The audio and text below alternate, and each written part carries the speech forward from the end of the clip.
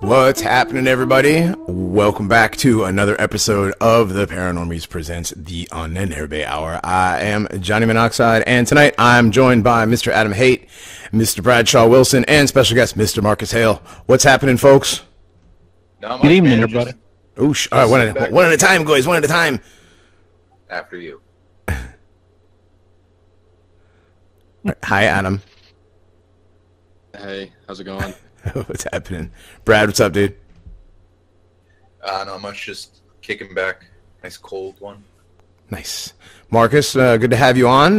You've been a contributor in the background for a while, and it's good to have you finally come on the show, dude. Well, I appreciate it. It's a great honor. Right on, man. Adam, have we been going through the comments? Did we find any good comments we want to read? I think you said you had one. Yeah, here was a pretty good one. Yeah, do it. From I'll use the name because it's public. It's posted publicly on the page here. From Chad Swans on our USO. Your show rocks. I would love to challenge your debunking of flat Earth. I'm also a 32-degree Scottish Rite Mason with a unique perspective in Masonry. Truth is truly stranger than fiction. I would also like to hear a debunking of flat Earth, or the challenge to our debunking of flat Earth. Yeah, we accept your challenge to our challenge, and yeah, man, we're gonna do when we get to flat Earth. We'll get you involved. If anybody else wants to join in the flat Earth debate, we'd be glad to have you on. Maybe do like a round table of sorts. What do you think, guys? Yeah. I'm looking forward to you guys having more like fans on the show like that. You know, some debates, discussions, stuff like that. Yeah, we get cool. We get comments all the time, like really good ones. You know, there was one from the missing 411. You know, can you get Adam to talk without whispering? You know, he really. No. He says it's nice to listen in a working environment. Not all of us can turn down the lights, light some incense, and listen to ASMR videos. Oh, nice. Well, I'm glad. You know, our ASMR listeners are, you know, getting something out of it. Yeah, I literally just learned what ASMR was the other day, and y'all motherfuckers need Jesus, is all I gotta say. Yeah. So it's yeah, pretty perverted shit. Yeah, that's some weird. Why can't everyone just do iDozer like normal people? Yeah. I don't know what you're talking about. All right, so this week we got no donations to read off, so that's good. Well, not that's good. That'll make that quick. Emails. Go through the email list real quick. There is an email on the Missing 411. Loved your show on Missing 411. What really caught my interest was you mentioning the thing about guys ending up in the water on the way home from nights out. This has been a major thing near to me in Manchester, UK. Oh, doxed. And has spawned several TV reports and much speculation about serial killers, including a local documentary. If you search Jack the Dipper, Manchester, UK, you'll see what I mean. Cheers. So I'm going to have to check that out. The Jack the Dipper. So let me see. Oh, here's one. Your latest podcast just reminded me of a LARPy question I had regarding the Missing 411 podcast. Now, I don't know if a supernatural being such as an elf or a wendigo, etc., is affected by a spiritual force. Maybe this question is based on a false premise, but if you had a core of people with resolve and spiritual fortitude, perhaps taking precautions such as linking each other by loops of rope around their waists, could their combined will repel supernatural attack? Could such a core go forth immediately wearing bright colors, scattering rocks and shattering boulders, banishing elves without repercussion? Or would the elves, being uprooted and offended, simply relocate to the nearest locus to resume their mischief, or closely stalk the invaders across space and time, taking revenge at the first opportunity? That was from one of the boys. Thanks, Dan, for that email. Adam, you sound like you want to take this one?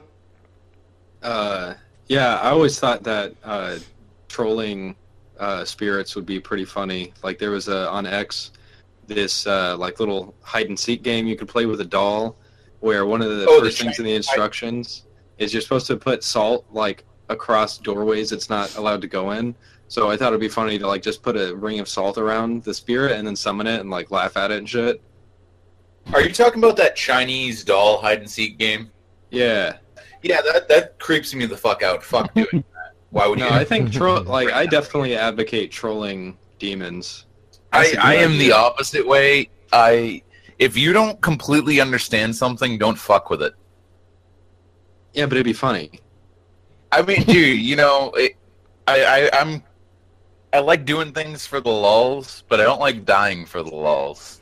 Imagine if like the demon was hanging out in demon space and it gets a phone call, the summoning, and like it opens Brad, up and then you just like fart right in his face.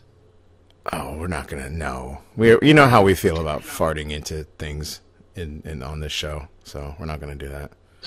Yeah, we're not doing that. You don't want to fart on Asmodeus. No, you definitely don't want to fart on Asmodeus. All right. We haven't even announced the topic yet, and we're already shitposting. Yeah, we haven't even announced the topic related. yet. So that's right. So this week we've got a topic that I'm sure a lot of people talked about, heard about, even know a little bit about. Even if they don't know anything about him, they know something about him. It's very difficult to go through your life without ever like hearing the name. That's right. Mr. Crowley, Mr. Aleister Crowley, and that didn't go as well as I wanted it to. I'm gonna have to get better at that. Maybe I'll talk to one of the other podcasters who does a lot of drops and is into sound and stuff. I think it was fine. It was fine. All right, cool. All right, well, fuck Sven. All right, never mind. Yes. Aleister Crowley, Edward Alexander Crowley, to be specific, is his name. He was born in 1875, and his life was one of decadence and nihilism and magic, and a lot of other shit in between. Yeah. Who wants to get started with that? You want to do some history on Mr. Crowley first before we get into the weird stuff? Now he was an Anglo, right? He was born in like somewhere in Britain, right? Yeah, he was born in Warwickshire. In Royal Leamington Spa. Royal Leamington Spa, Warwickshire. Warwickshire, if you're from Massachusetts, Warwickshire. But yes. Oh God. Go ahead, Brad. You were saying? Yeah, he was born to a like hyper religious family. They were Plymouth Brethren, which they're basically Christian commies. They believe everyone is their own priest. Mm-hmm. And his father was loaded. His father was inherited like a brewery, and they created Crowley Ale. And being such a wealthy family, his father decided to just sell off Crowley Ales, retire early with a massive fortune, and just dedicate his life to the faith. And weren't they basically a doomsday cult? Quakers. Yeah, they were Quakers. Yeah, they were Quakers, commies. What's the difference? Yeah, his dad was weird. Actually, his father, it's weird because like you said, he owned a brewery, and yet he was hyper religious. It's kind of a weird sort of a combination. But when he did sell the brewery, he was a traveling preacher. So after that, he just kind of went around and did I guess you'd consider it missionary work for the church. But his father died of a very strange disease. He had tongue cancer. That's oddly specific. Oddly specific. He died of tongue cancer.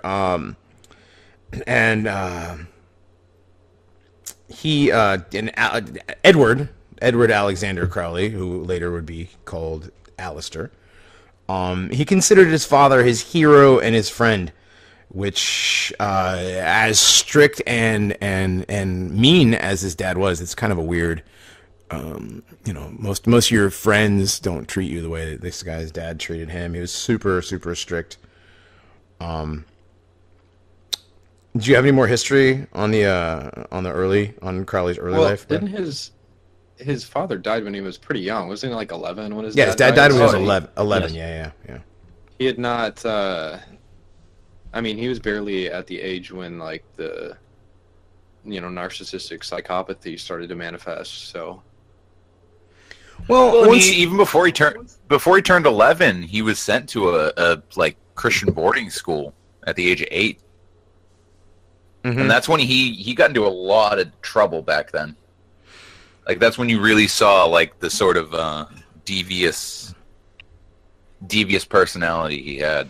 Well, yeah, he inherited like a third of his dad's wealth, and so he was basically like, I'm rich, fuck you. So at the school he was at, he developed this disease, and it's not a disease, a disorder called albuminuria, which is like a plasma protein disorder, and he had kidney issues. So I guess he would have like a lot of urinating problems and whatever, and so he was always getting in trouble for having to having to leave class and whatever. He started smoking at a young age. He was in his Christian school. He was caught masturbating and have sex with prostitutes. Where he got gonorrhea at a very young age from a prostitute. So I mean, this was all He also before the age of 16. Yeah. Oh yeah. He tortured a cat to death. Yeah. Because he wanted to see if it had 9 lives. Interesting story. There was a maid at his, I guess at his family manor that he lost his virginity to at the age of 15. I guess the mother found out about it and fired her, and he would later on write, and he'd swear up and down that she went on to Whitechapel, became a prostitute, and was one of Jack the Ripper's victims. Huh. It's very interesting you bring that something like that up, because the amount of just people that have had an association or have known Aleister Crowley, it's staggering, the influence he's had. Yeah, I have my theories about that, but we can talk about that later. Don't tell me he's Jewish. I really no. It's not that. It's not that. Well, he's Anglo, so I mean, there's a good chance. There's one in the woodpile. Yeah, what's the difference? Right.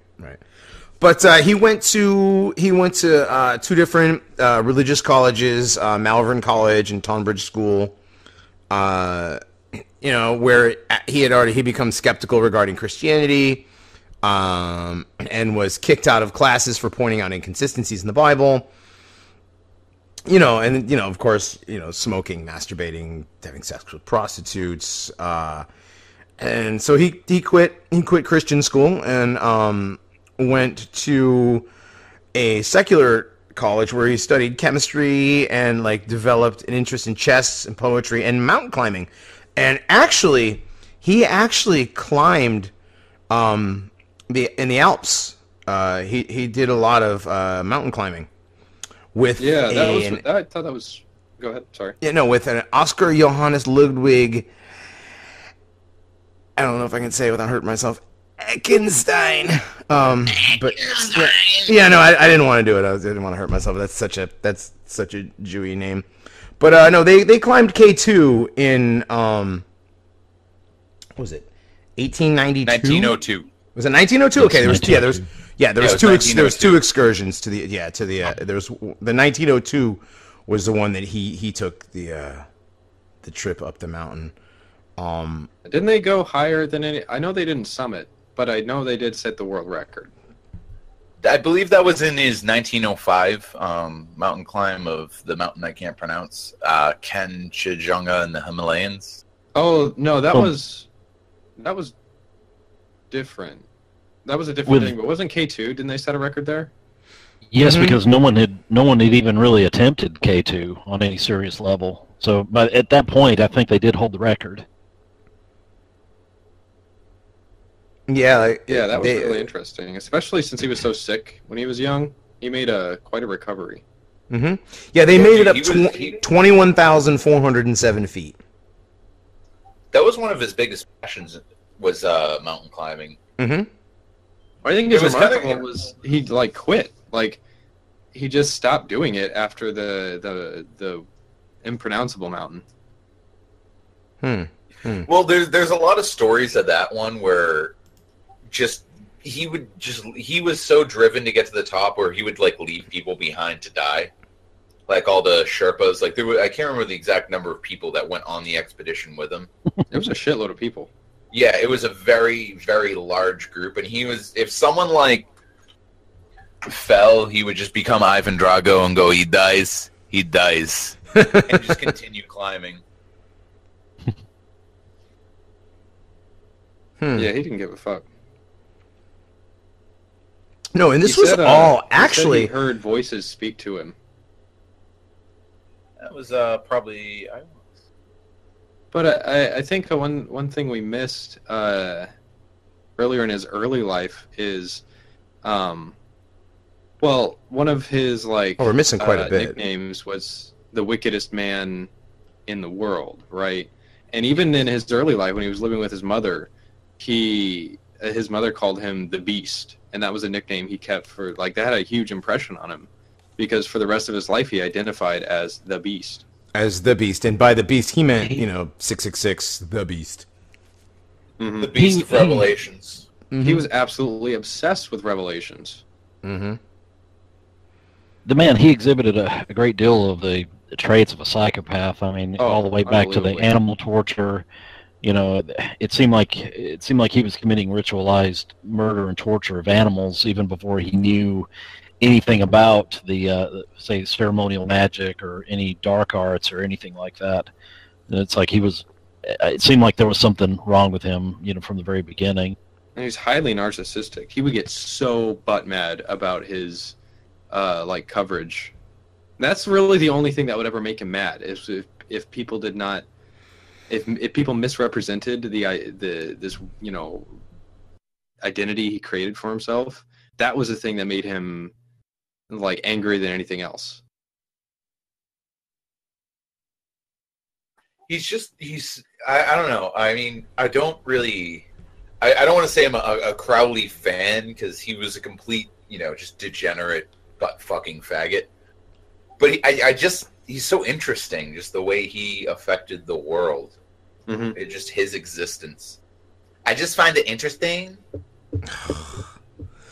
Well, let's go back a little bit.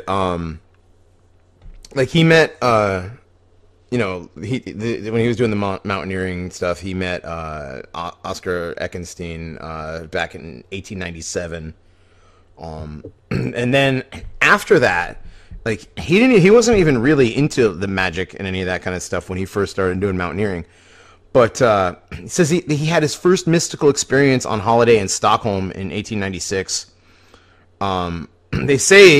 People say that this was the result of his first same-sex sexual experience, which enabled him to recognize his bisexuality. Now, if you're going to get into Thelema and Crowleyism and whatever, there is a theory that you can, it is easier to be possessed by a demon or a spirit if you are in the act of having your golden arch penetrated, which is your anus, or your, yeah.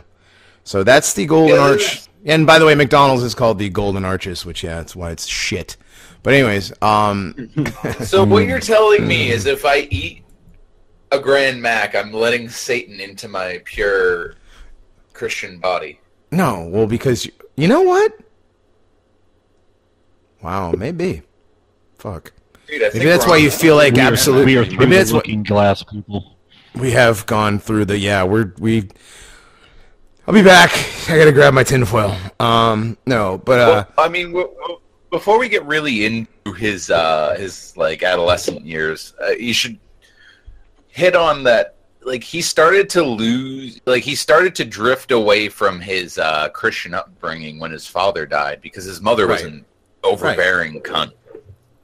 And he turned, if you look at him throughout his life, like whether you or not you believe in his sort of esoteric kind of, you know, Powers. pagan mysticism or whatever he believes in, if everything he did was sort of just a rejection of Christ, he would identify as the beast. And I'll get into Aiwass a little bit later on, but if you look at his guardian angel Aiwass, there's some things there. Well, I mean, Aiwass. you sit there and sorry, go ahead. No, I was saying, yeah, well, Aiwass. There's a whole bunch of stuff we can talk about Aiwass, but we'll get that later. I'm sorry. Go ahead, Marcus. You can trace back so many of the modern, I guess, countercultural religions that popped up. You know, with some of the writings that the neo pagans came up with in the 50s and 60s, and including Anton LaVey. They pretty much all trace back a lot of their ideology to Aleister Crowley and the Book of the Law and whatever conversation he had with this demon in Cairo. It all comes back to this. You guys want to check this. The comment. Do what thou wilt be the whole of the law. The study of this book is forbidden. Yeah. It is wise to destroy this copy after the first reading. Whosoever disregards this does so at his own risk and peril. These are most dire. Those who discuss the contents of this book are to be shunned by all as centers of pestilence. All questions of the law are to be decided only by appeal to my writings, each for himself. There is no law beyond do what thou wilt. Love is the law, love under will. So yeah, that is do what thou wilt is the whole of the law. Do what feels good. I mean, and it's been taken out of context to start the entire sex, drugs, and rock and roll movement, basically. I mean, that's kind of like what Crowley was, though. Even he was just sex, drugs, and rock and would have been rock and roll had there been that music. Yeah. Yeah. He was the psychopathic hippie counterculture freak before there was one. And everything single was sex person magic that involved with that has they worshipped the guy. Yep. Like you just look at what's his name, Timothy Leary, with his little LSD van or whatever. He considered himself Crowley. I'm sorry, say that again, Brad. You broke up. Timothy Leary, the big LSD guy. He considered himself like another Aleister Crowley. Aleister Crowley was a big influence on him. Oh, he was definitely an acolyte of Crowley's. Yeah, I mean, if you read Timothy Leary, he writes in the same style as Crowley wrote. But getting back to Crowley's earlier life and his bisexuality, well, he was at Cambridge University in England. He maintained a vigorous sex life, mostly with female prostitutes. From one, he caught syphilis. But eventually he decided that same-sex activities were more along the lines of what would help him along with his dark arts. And he actually met up with a guy named Herbert Charles Pollitt, who was the president of the University Footlights Dramatic Club, and it was like his first gay relationship. Was Pollitt the one that initiated him into the Golden Dawn?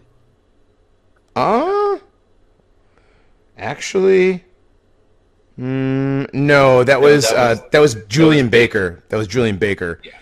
Yeah, and they met after.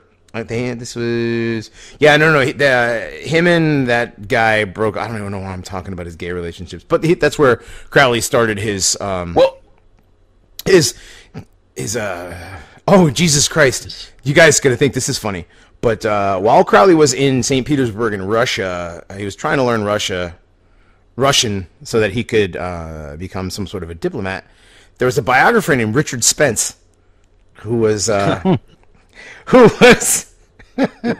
not even joking, suggested that Crowley had done so as an intelligence agent under the employ of the British Secret Service, which to me doesn't sound too far-fetched, as the original founder of MI5, Sir John Dee, was a dabbler in the dark arts of black magic as well. Oh, dude, if you want... He actually, Dr. You know what's funny? It's Dr. Richard B. Spence. You just need the R, and then, it's related to our world.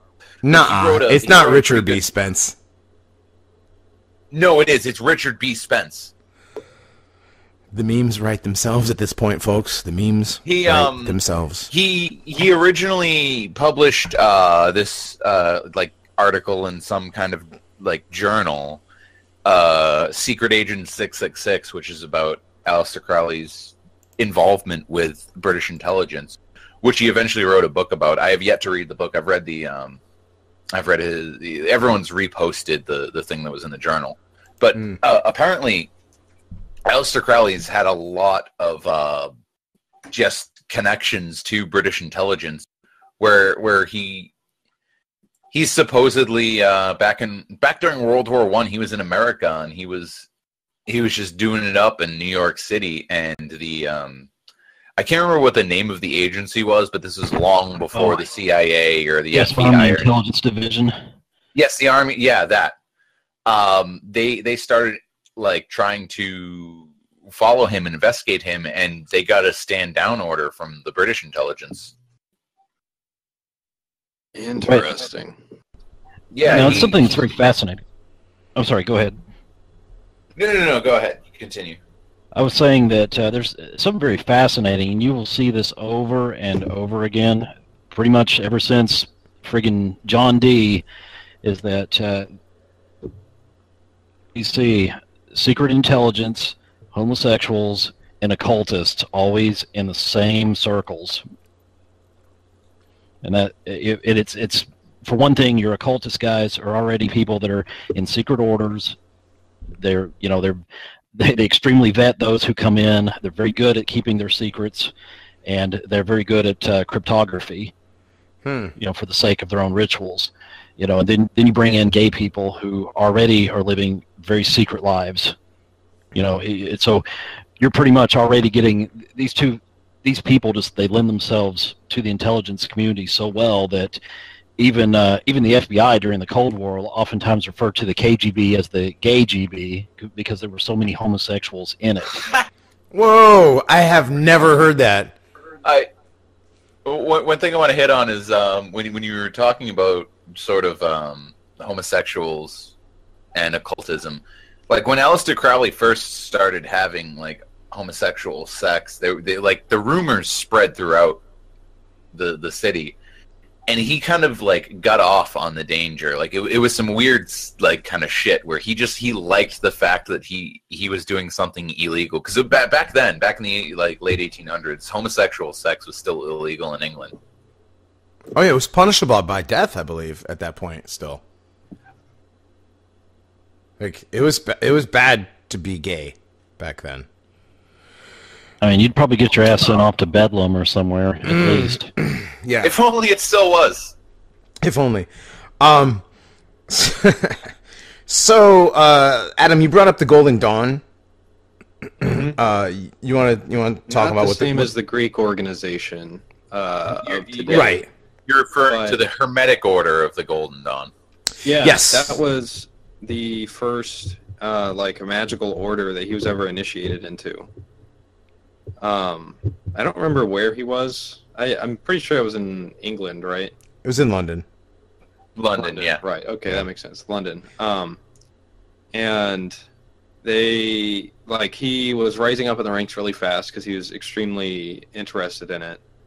And they had this idea that, you could, once you get into the second order, because there was the outer order for the neophytes, and in the inner order, you could gain access to your guardian angel.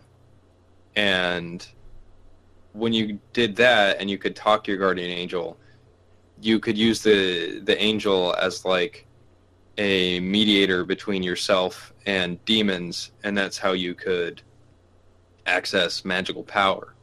What I think is really interesting is one of the main tenets that they teach is that you're not supposed to accept money for magical teaching.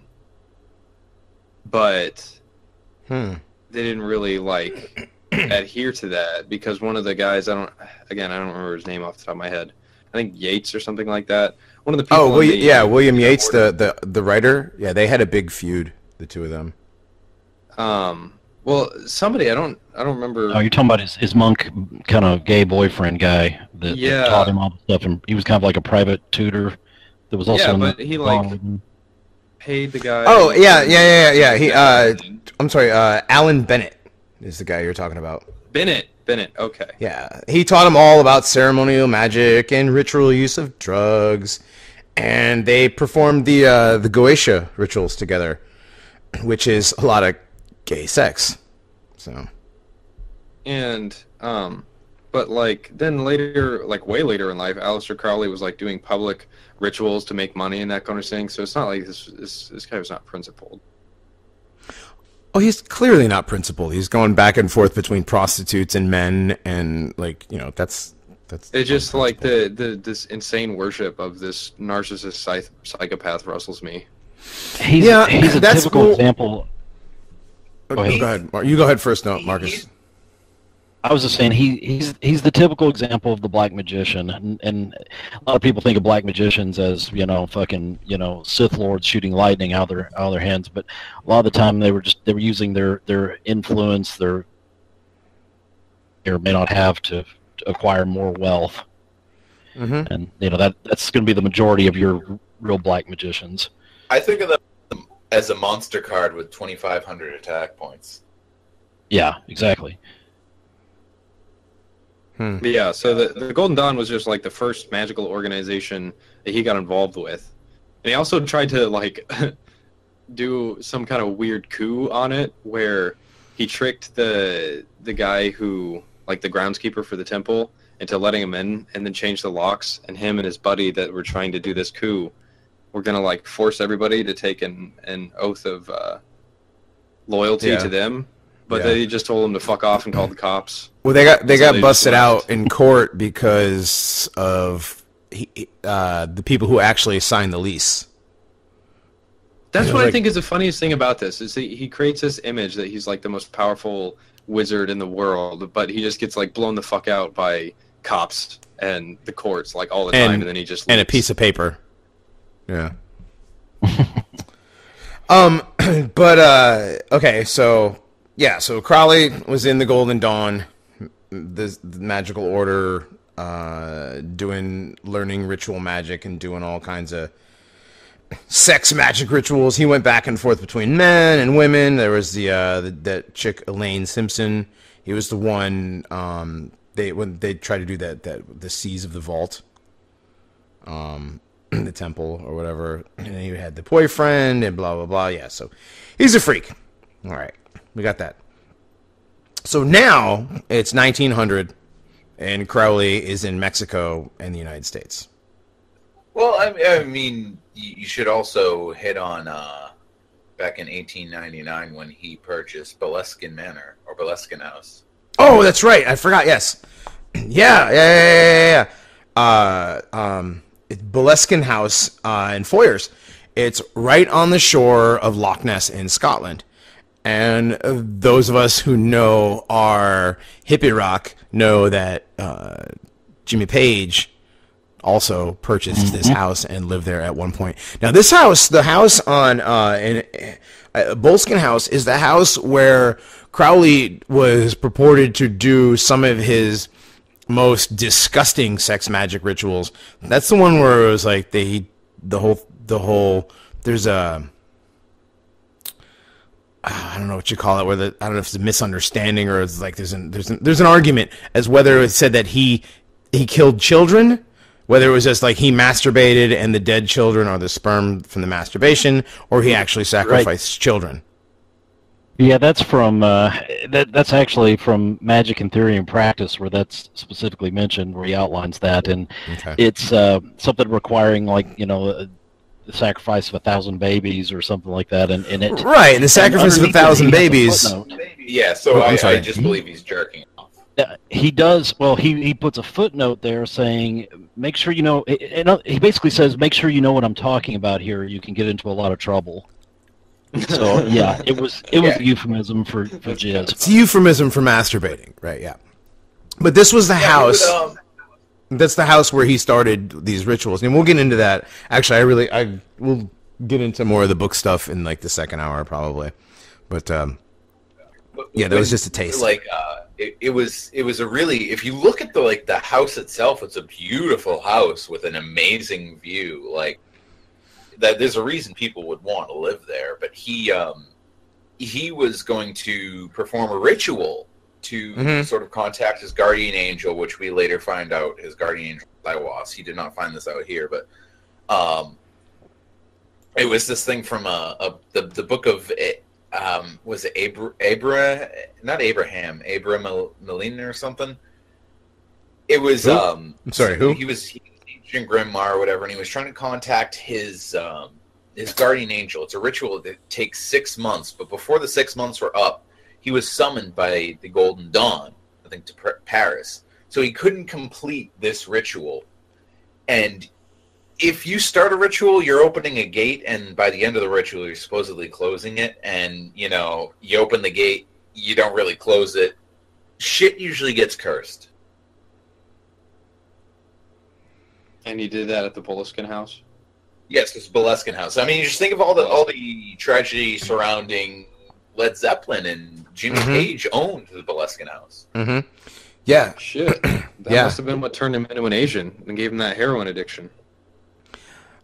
Yeah. Mostly column B, rituals, but not so much A. Oh, what'd you say, Marcus? I'm sorry, dude. I was saying his the theories also is that these rituals was what summoned the Loch Ness monster. So really, all these sightings, they're not actually seeing a physical entity. They're seeing some sort of thought form or some sort of... Right. He's summoning, one of the elder gods or whatever. Yeah. Which is pretty damn metal. It's an interesting theory. I kind of want to do a little bit more research into the first original sightings of the Loch Ness monster to see if those sort of events coincide. Well, we've had people ask us to do Loch Ness monster episodes, and we're going to do it. I can't stop. I hate it, you guys. I just hate to do this real quick. My Haidt book shelf has gotten so much more full this week. I'm just staring across the room at my new copies of the Turner Diaries and White Power and the 4 Nietzsche books that you guys recommended for me, and and Guillaume Fay. But what's funny is your Haidt. I already have a pretty good Haidt book library. I got my Nietzsche, I got my Rockwell, I got my Dietrich Eckhart, but my paranormal library's been expanding. I noticed that. Yeah, you bought that book. I bought that book on Kindle. So we got it too. Yeah, I did. I bought it on Kindle. Yeah. Yeah. Yeah. I'm sorry to derail with that. In the second hour. Yeah. We'll talk about that later.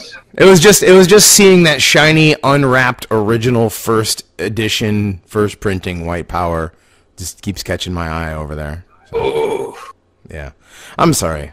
I was kind of bragging. Little humble brag, but at the same time, right? But yeah, but I was also looking in the direction of my Crowley. No, I was looking at the Crowley books, and I have the one book on that has the pictures of the house. I was going to look for it, and I got stuck looking at the other ones. But yeah, the Boleskine House was the basement has had some of the most degenerate and sick magic rituals in the history of the world done in there. It is said that... Well, actually, I want to save that.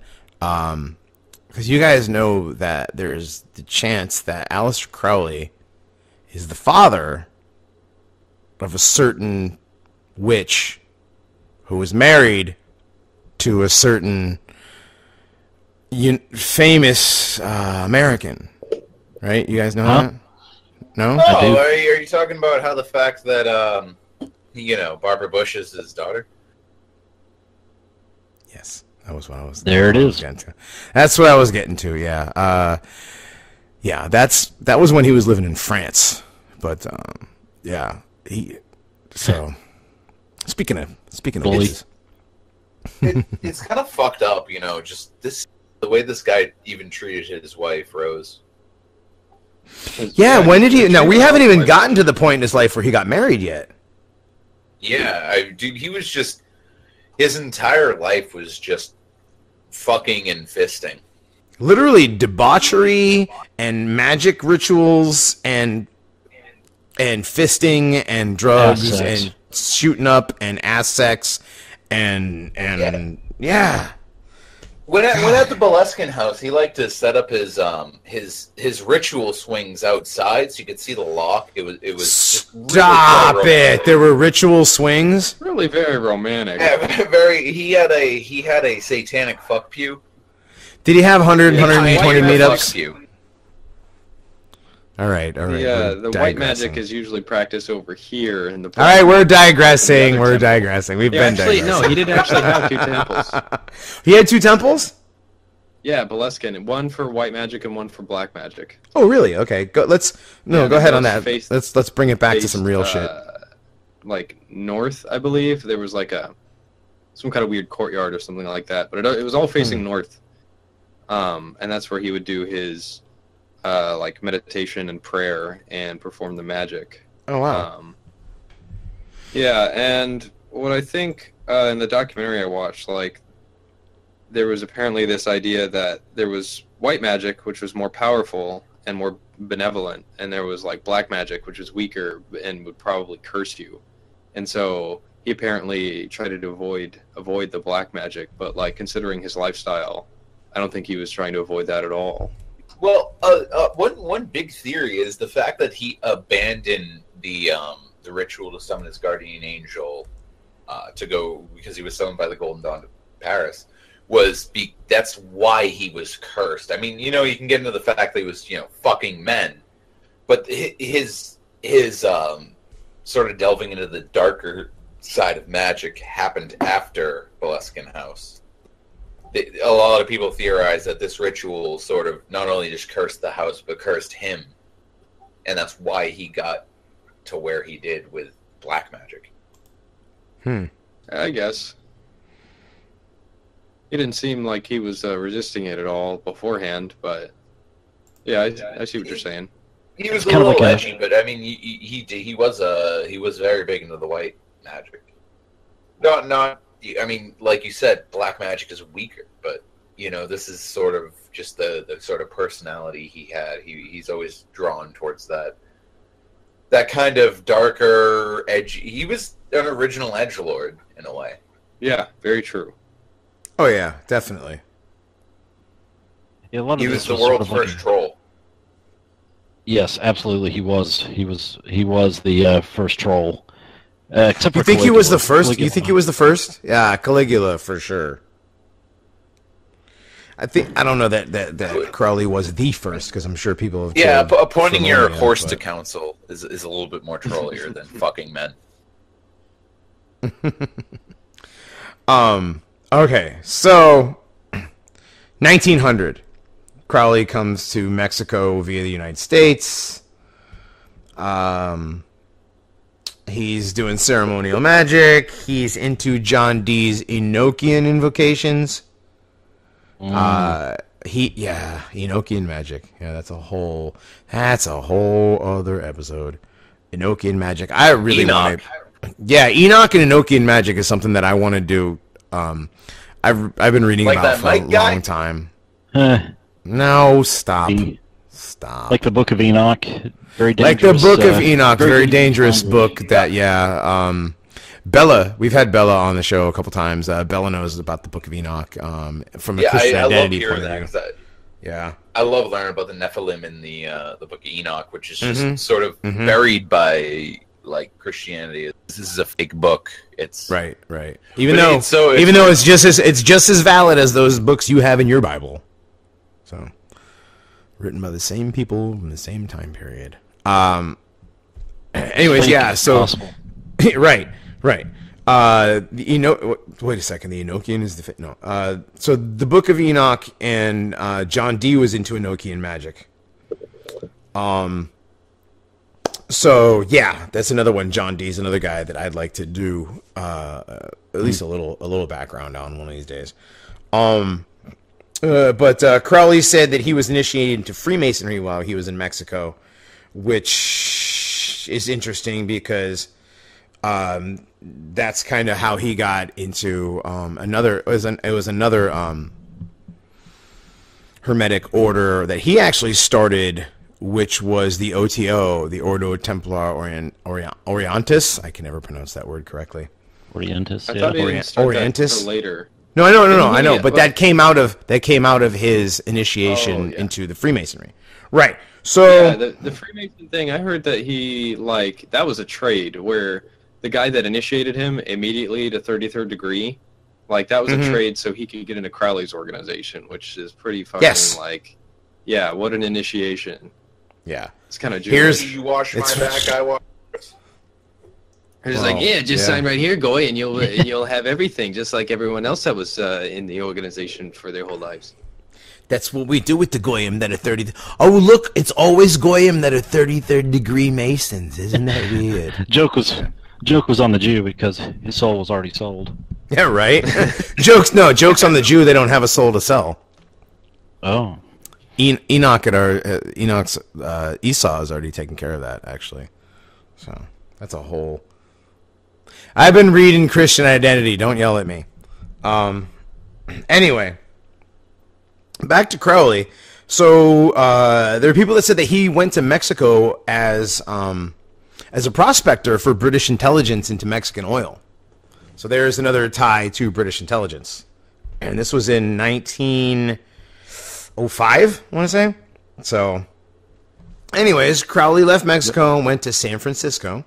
It's funny, a guy who's into butt sex comes to San Francisco. We're going to San Fran! Going to San Francisco and Sausalito and San Leandro and all the Sans. Yeah, a bunch of faggots, trust me. Anyway. So many margaritas. Right? Fuck, dude. I live here, so it's like, it's funny because it's true. Yeah.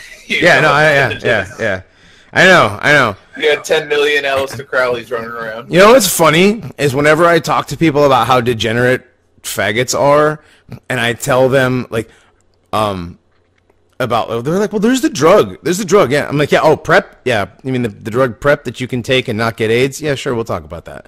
But do you know why they had to invent the drug PrEP? Because faggots have sex with, on average, 4 people a day. And they're like, what? Yeah, exactly. They have sex with 4. But the people from here who know fags from San Francisco, and they're like, that sounds about right.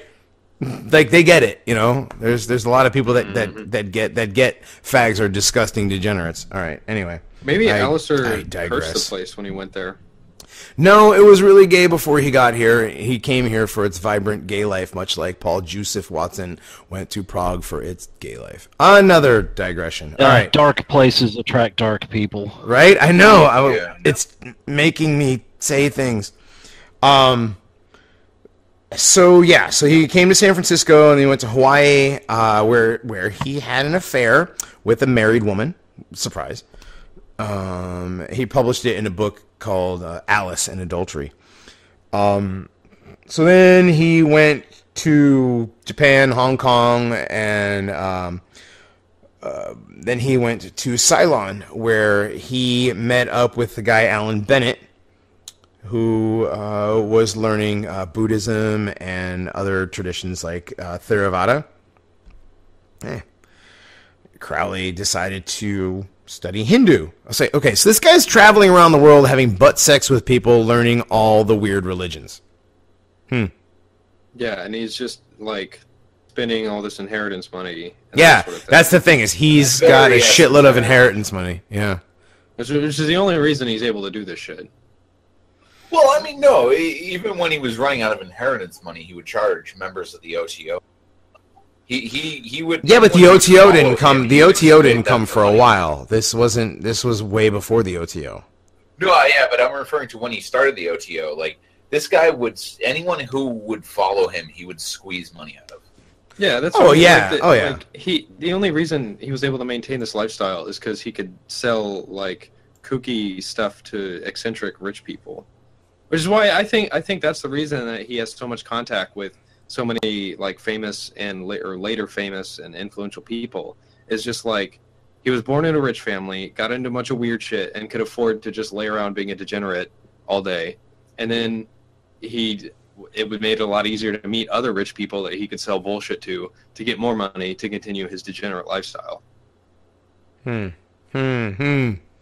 isn't Cuckington famous then?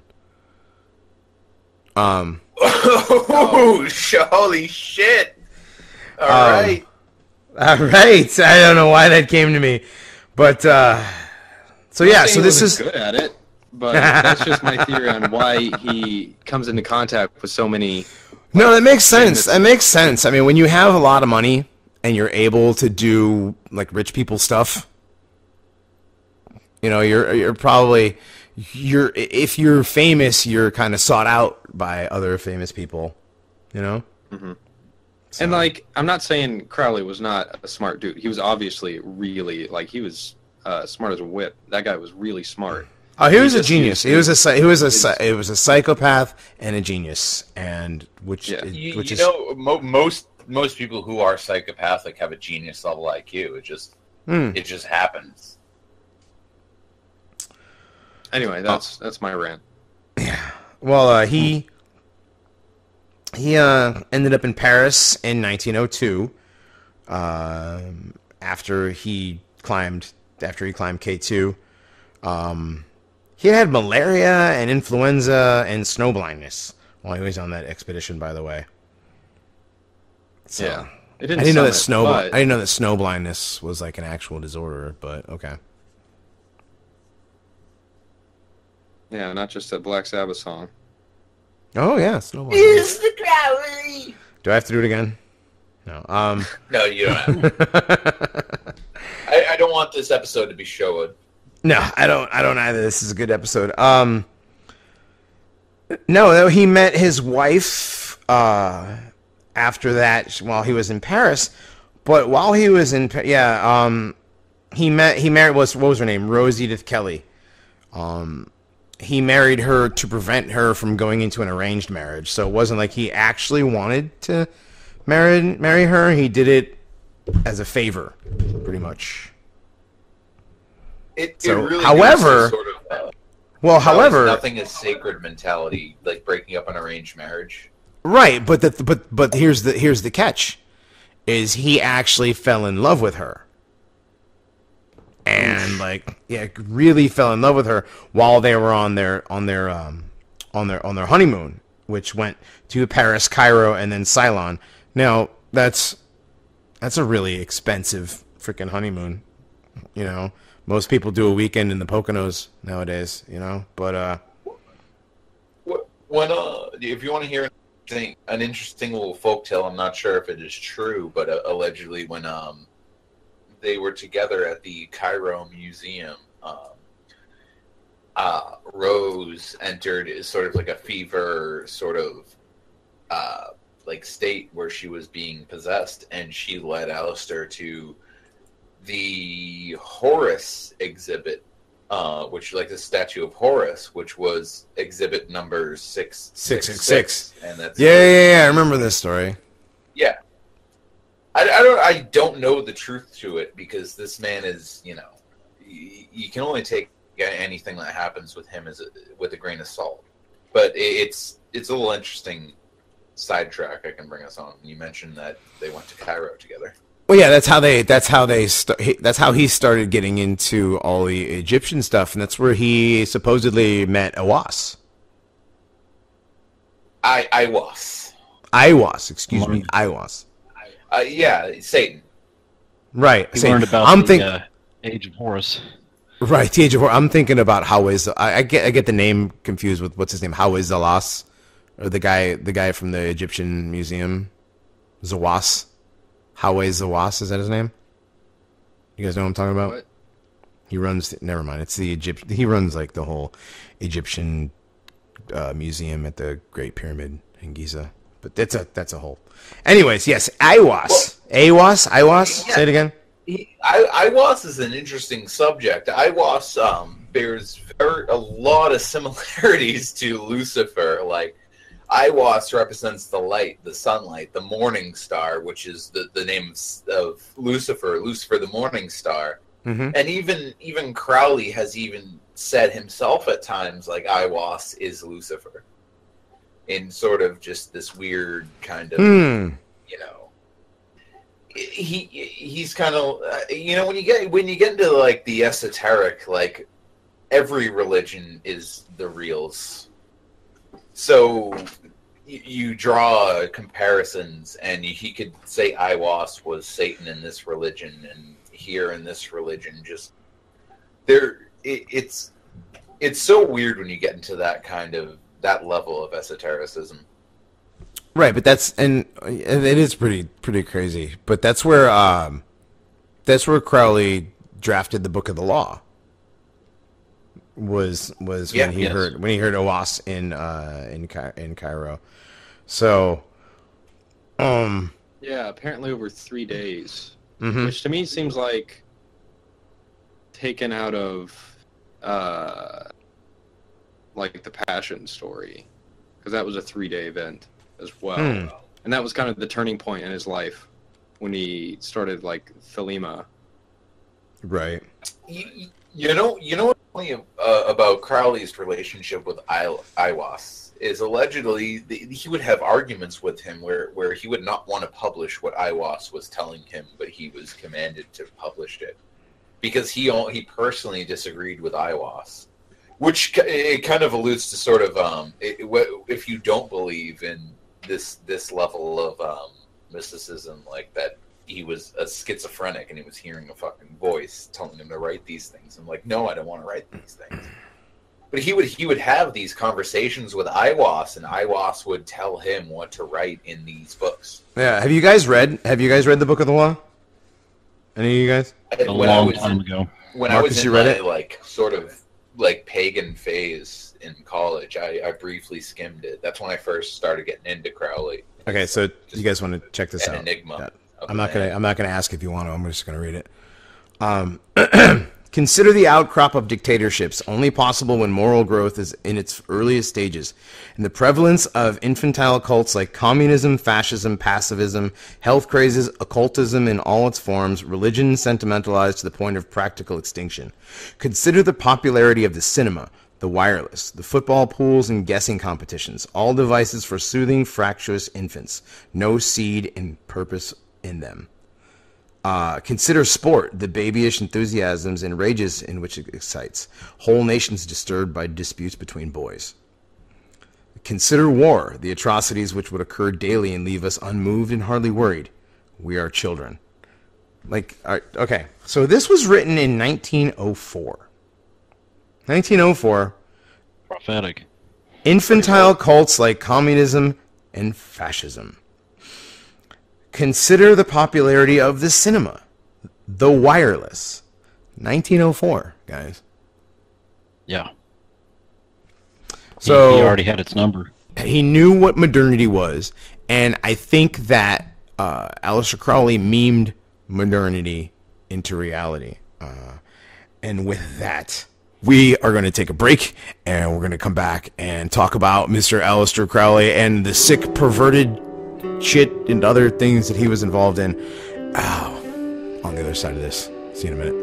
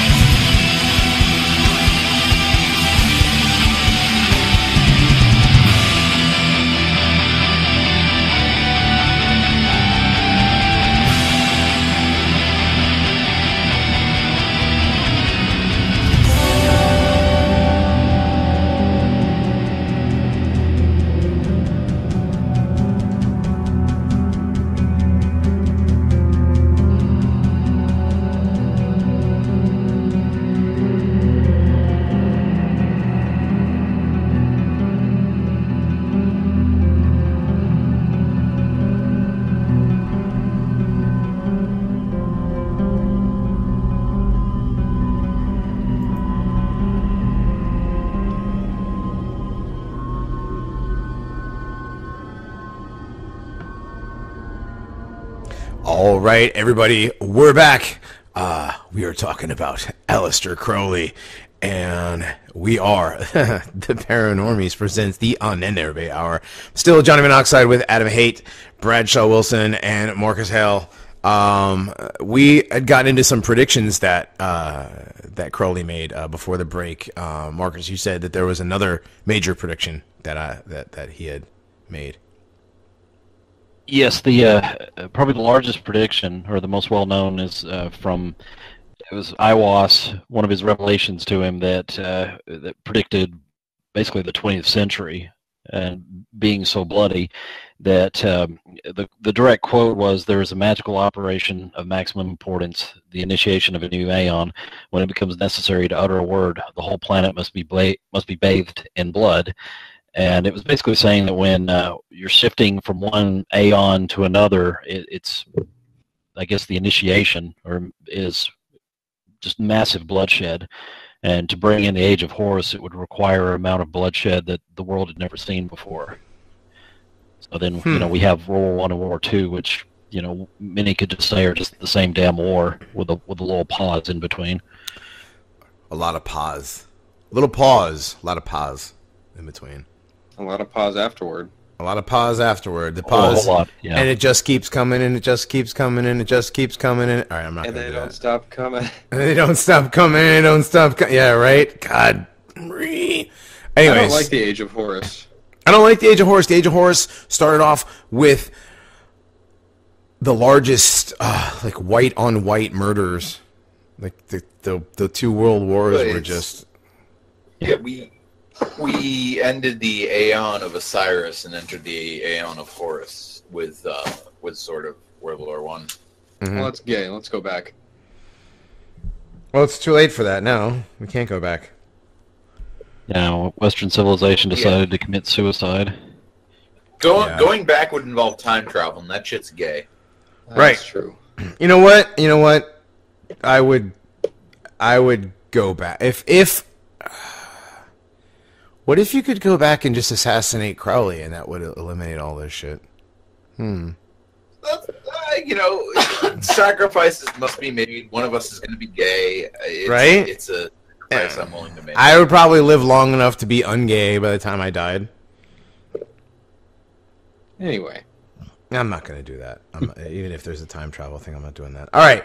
So, after all of Crowley's... Well, he wrote the Book of the Law, and with his predictions of World War I, World War II, communism and fascism, like, he used the terms communism and fascism in 1904. So, yeah. I don't know if that's... To me, I mean, Bolshevism didn't start... Like, when was the Bolshevik Revolution? 17? Oh, yeah. Right. So, the Bolshevik Revolution, which is... Yet. I'm sorry, what? Yeah, I was saying World War One's not even happened yet, let alone the revolution. Right, and he's using the term communism and using the term fascism, which is really interesting.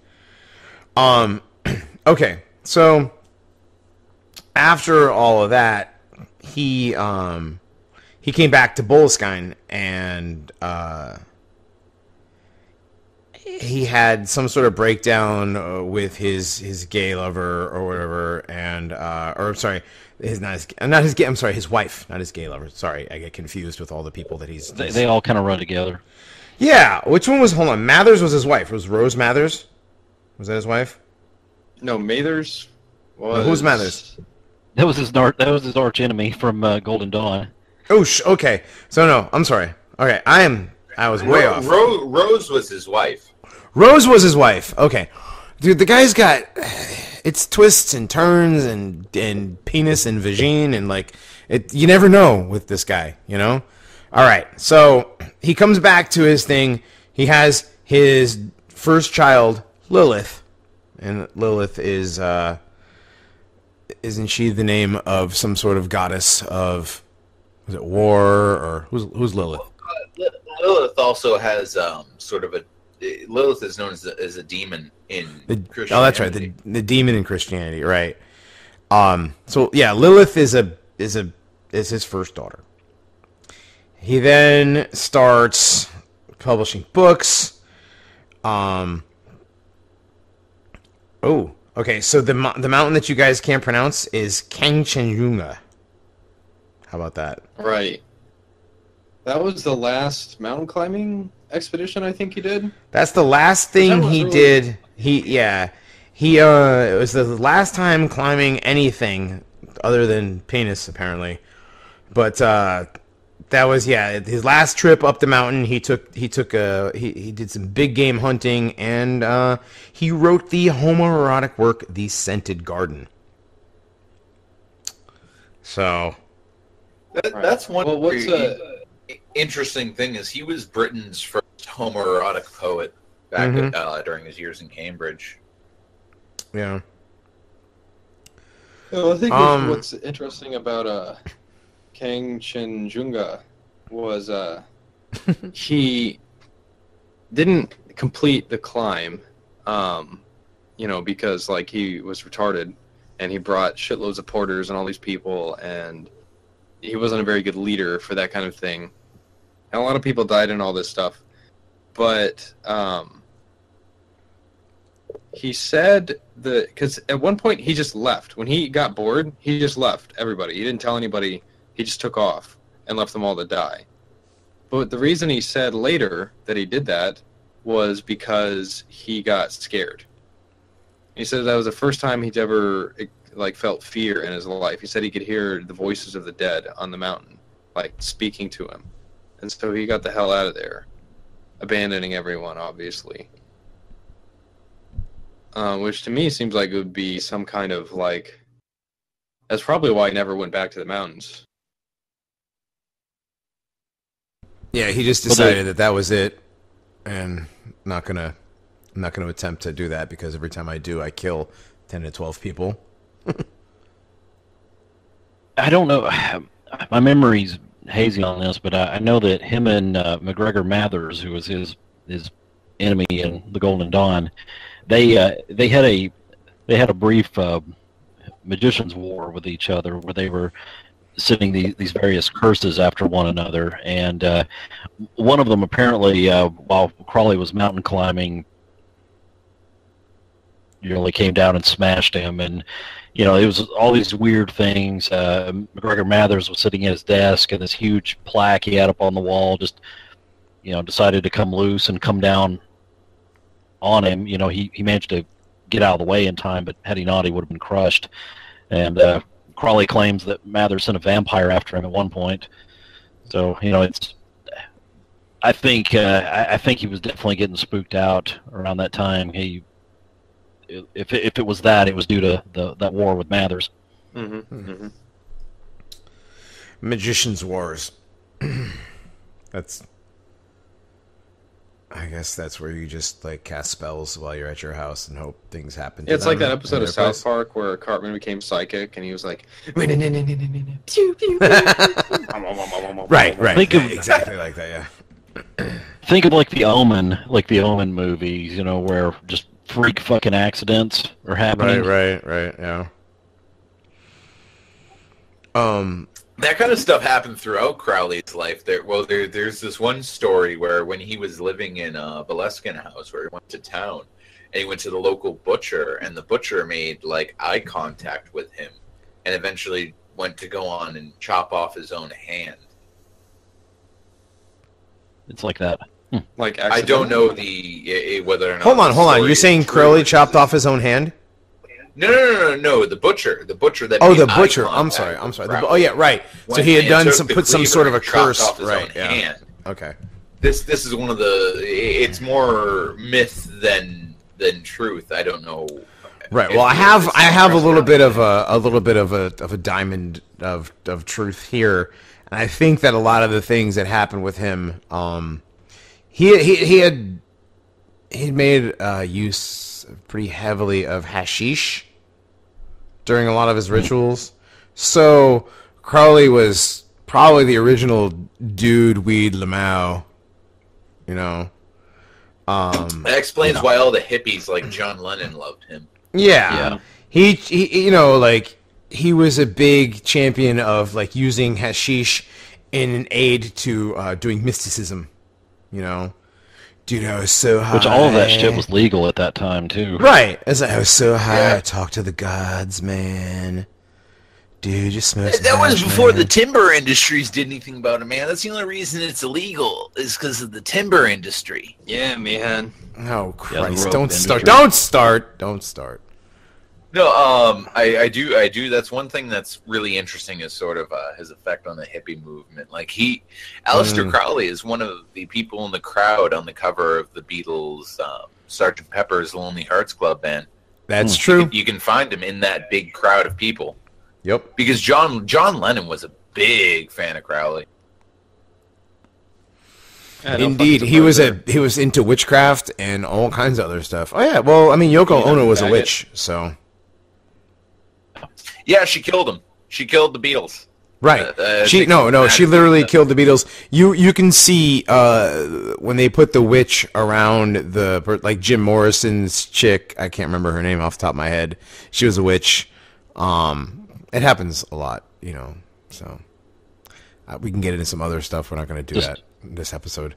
Like, To kind of go back just a hair on the Crawley with the curses thing, he you notice in a lot of his older pictures he's got his head shaved, and the reason why is he was deathly afraid that somebody would get a hold of a hair of his, Yeah. a strand of hair, and use that as a curse, you know. Yep. That was exactly the reason why he shaved his head, because yeah, that was, if you look in any curse, and like you can see Wiccan, you guys have any of you guys checked out any sort of Wiccan stuff ever? No. You can put curses on No, people, I'm not or into black fat magic or lesbians. that was kind of sarcastic. That's No, why I I- asked you. But no, there's I- always I- it's always the hair of somebody you want to do the thing to. Whatever the thing is you're trying to do, you need a hair. And that's why Crowley was deathly afraid, and which is why he's always It's That's pretty he's fucking always- dumb considering he's left. Have you leaving seen his it? Pubic hair everywhere. he pretty sure he shaved that too. I'm not gonna say he didn't, but I'm pretty sure that he was doing that too. But have you seen that picture of do you him when think, he he was had a doing the landing K2 strip? expedition? I don't think it. What? I don't want to talk about his fucking pubic hair, Brad. Okay, can I reiterate that it was Brad that asked that question? All right. For fuck's sake, you guys. So, yeah. So he predicted. God damn it.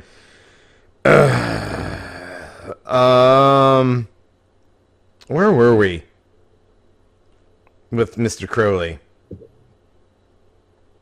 Well, we were talking about the influence of Crawley on the Beatles and Yoko Ono being Yes, evil yes, witch. the Beatles, yes, and the different witches. Okay, so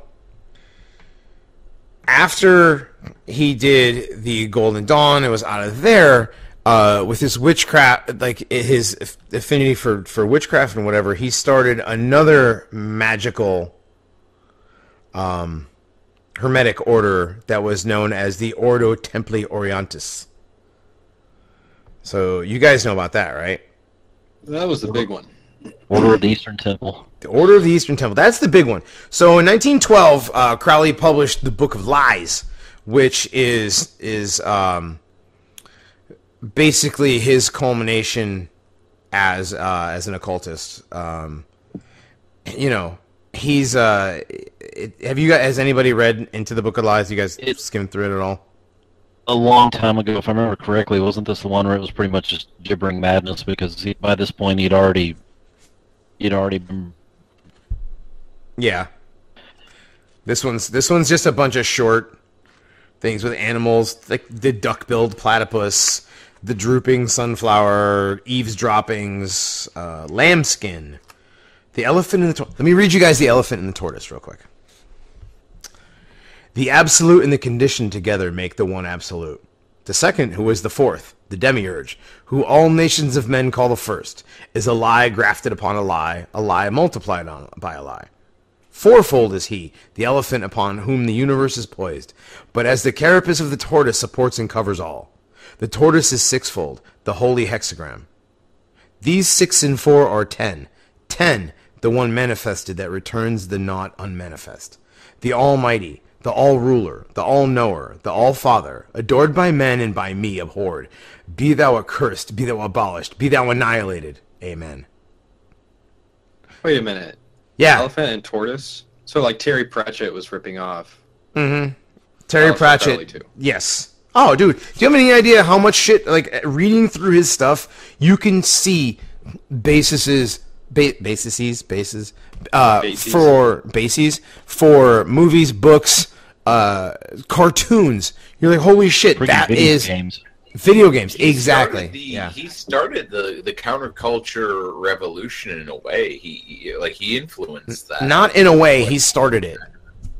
Yeah, I don't want to say he started it, period, but like in a way, his I'd give it to him. Like, I'd give it to him. The way his do what thou will. Like even Lenin said, the whole Beatle idea was to do what you want, right? And that's sort of paraphrasing "do what thou will," and there's a reason he's on the fucking cover of Sgt. Pepper's, because fucking Lennon was a freak. He was a huge influence of John Lennon. Crowley was definitely a man that I think that of all the weird shit that happened in his own lifetime, had he been born just a little bit later, I think he could have wreaked some friggin' havoc. Imagine that guy running around in the 1960s. Dude, imagine if he was alive today. Like he would be the John Podesta of today, but even more insidious. I don't think John Podesta is anything like an Aleister Crowley. I mean, he's basically, he was the kind of guy that would jerk off to Crowley. Yeah, Podesta would jerk off to Crowley, yeah, and probably has and does. But like Crowley, shit, dude, I can't think of anybody. Like, you have to have money to be able to travel and do all this stuff, and he's a socialite, is accepted in these circles. I mean, like, he was well known in famous circles. Plus, he was doing like all this crazy magic shit all over the world. He was in Indonesia, he was in Japan, he was in Egypt, he was in England, he was in the United States, he was in Mexico, he was in France. Crowley, he did. You want to say he wouldn't be like that today, but I mean, he allegedly Marina Abramovic, the fucking spirit cooking bitch, was she believed she was a practicing Thelemite. Yeah. Yeah. Well, fucking surprised there. Yeah, I'm sure she is. Definitely seems like something out of Jewish too.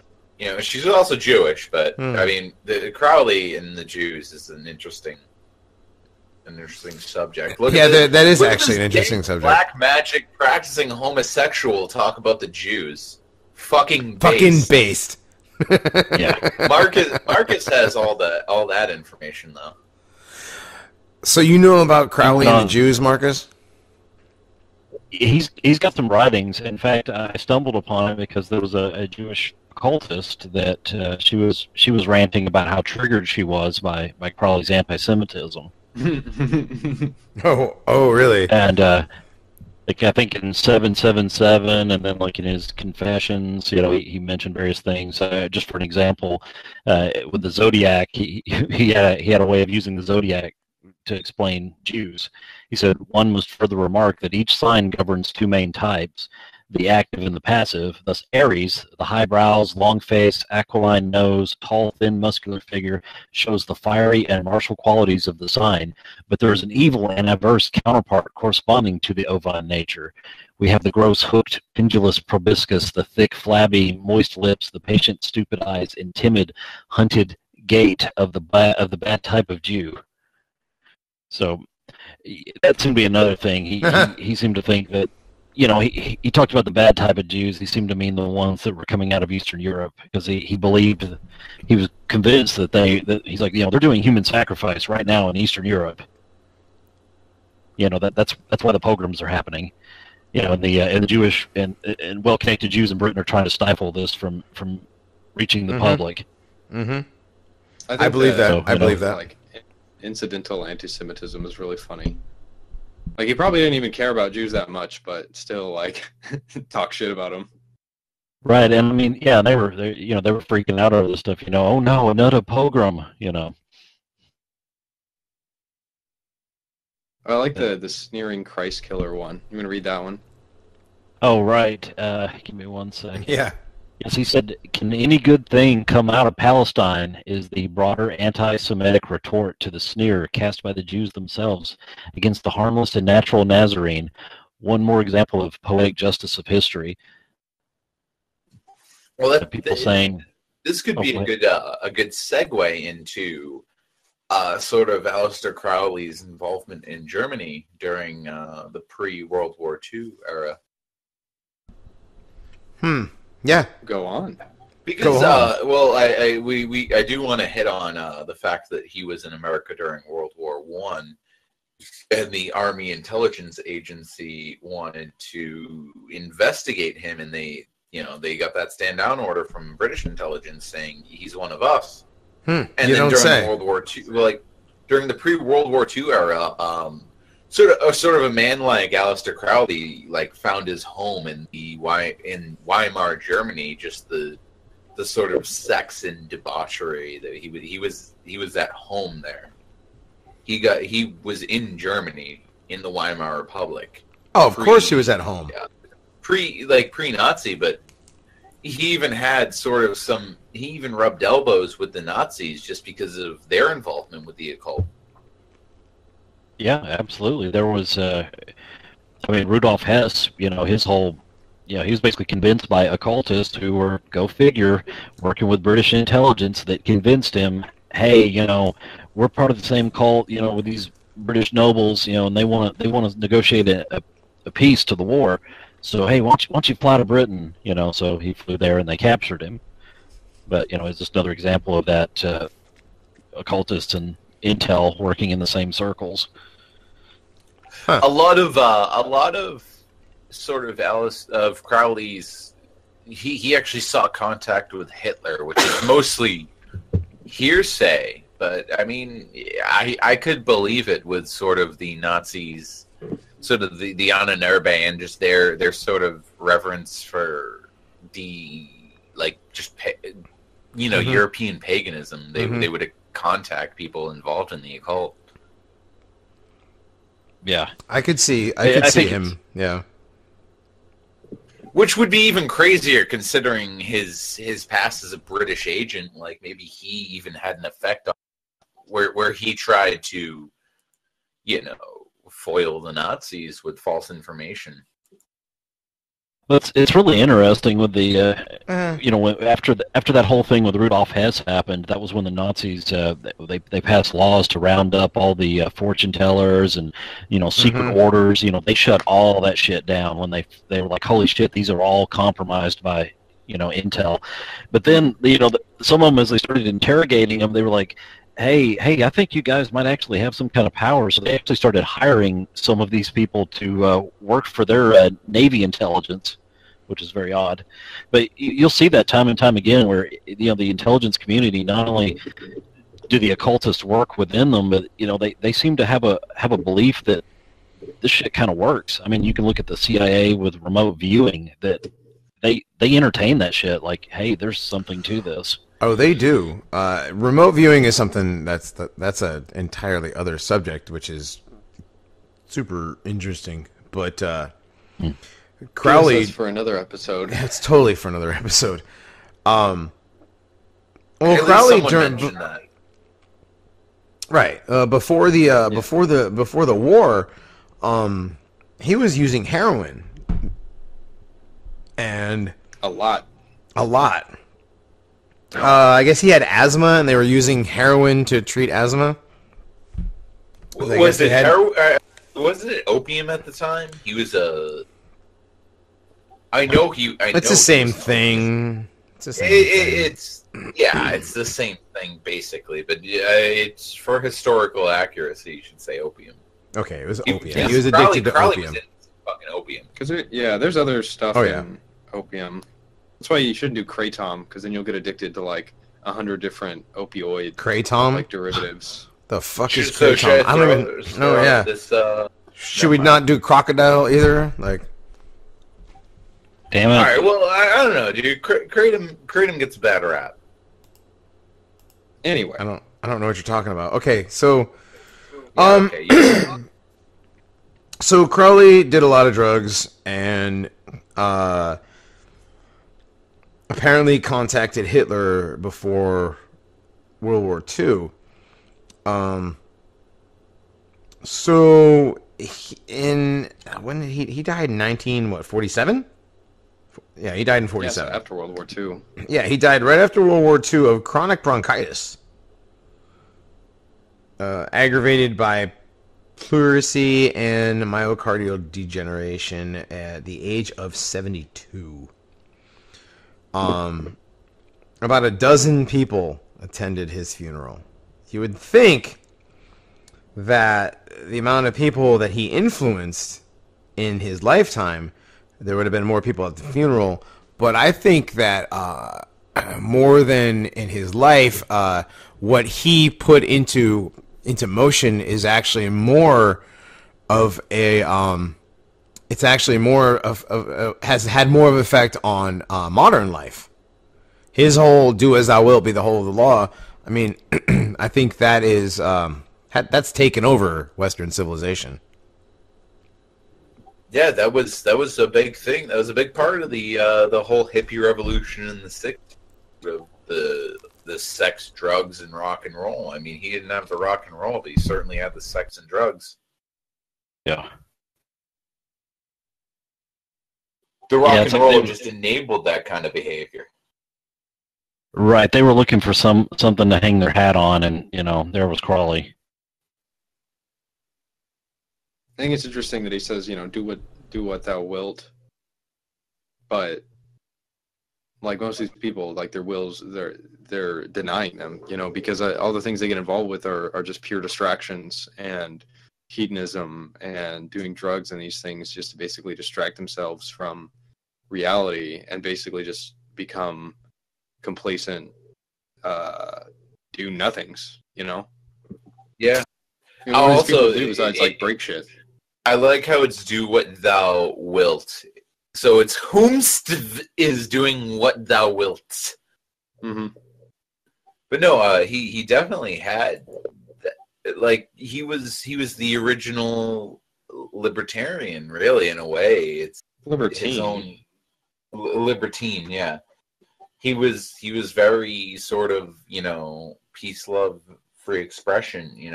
I don't need the government to tell me what to do. He had a big effect on that kind of leftist and libertarian ideal. But do you think that comes from even fucking like?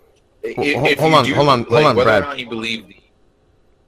Do you think that comes from growing up as he did in the religion where nobody was like it was like nobody was what was that The Plymouth Brethren? The Plymouth Brethren, where there was nobody was in charge. So do you think that might have had something to do with it? It really could, because that like he said, his father was a big influence on him. If you really dissect it, the biggest break from him in Christianity was his mother's upbringing as a Plymouth Brethren, because she was super strict. She ruled with an iron fist, and the death of his father. And him being in boarding school, because no one likes going to fucking boarding school. But it's I view him as sort of like this kind of nihilist, where he has no worth in anything, and that's where he got his kind of morality from. He believed in subjective morality, and he kind of he was like, yeah, I'm gonna fuck whatever I want. I'm gonna do whatever I want.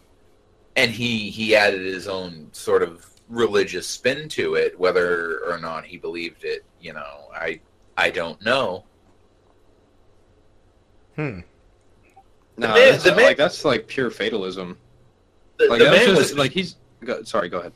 The man was clearly worshiping his own fucking asshole.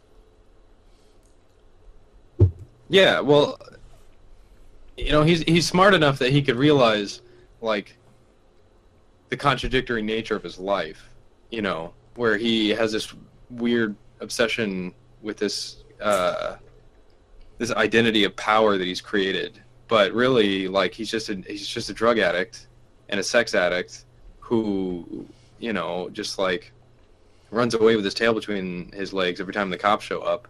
And so, of course, he's going to have to construct some kind of facade for him to hide behind, to, you know, to do away with this dissonance he's experiencing. And then the fact that the syphilis is degenerating his brain and all the drug abuse and all this stuff. And, like, he's clearly just this fatalist who is looking for an excuse to continue being a hedonist degenerate. You know what's one thing? I mean, speaking of people with venereal diseases that are degenerating their brain, I wonder if sort of Nietzsche had an effect on Crowley. I mean, she was a little more right leaning than Crowley, but they a little more that sort of that the will to power, the will to sort of you know, the true will. In both their philosophies, I wonder if he influenced him in any way. Because I've never sort of seen anything alluding to that. The will that Crowley was expressing was just his, like, base lizard brain desires. Yeah, exactly. It's like he had no higher. You know, he had this. I'm sorry. Go ahead, Marcus.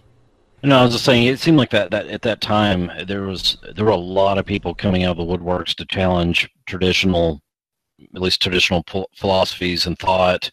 I mean, it's amazing the sort of thinkers that were appearing. I mean, for better and for worse, and mostly for worse, because you've got, you know, Sigmund Freud and friggin' Karl Marx, and then Sigmund Freud, Karl Marx, Albert Einstein, theory of relativity. You're talking about three Jews right there that completely changed history. With, I mean,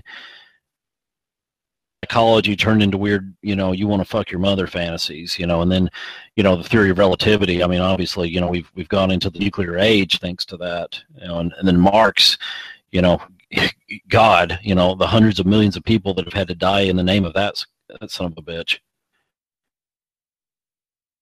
But, you know, Nietzsche and Crowley, I think they were all part of that same change. I mean, there really was an aeon changing at that time, and you know, definitely.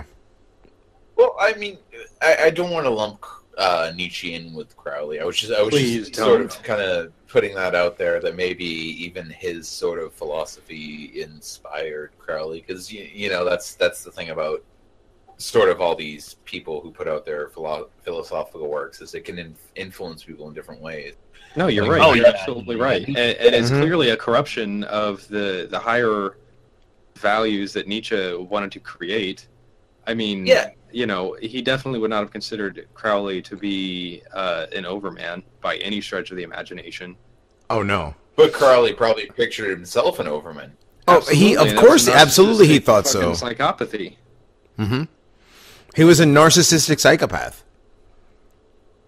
Right. I mean, he, you know, destroyed the Golden Dawn, so, you know, in a process of trying to take it over so that he could rule it. I mean, you know, and if it's interesting, because it seems like there was some sort of guilt on some level associated with his ego, because that's exactly what the if you do any research on the demon Corazon, which is supposedly what, you know, what he summoned and, you know, got out and fucked him up after that, you know, according to some of his writings and people's theories. Corazon is supposed to be this demon that governs. It's like the last veil. It guards the abyss of reaching like these higher planes of enlightenment, and in order to pass that abyss, you've got to shed all ego. I mean, to the point where you're not even referring to yourself as I. You know, it's you give up that sense of self to cross the abyss and to become one with God, and of selfishness and, you know, self-delusion that blocks you from that.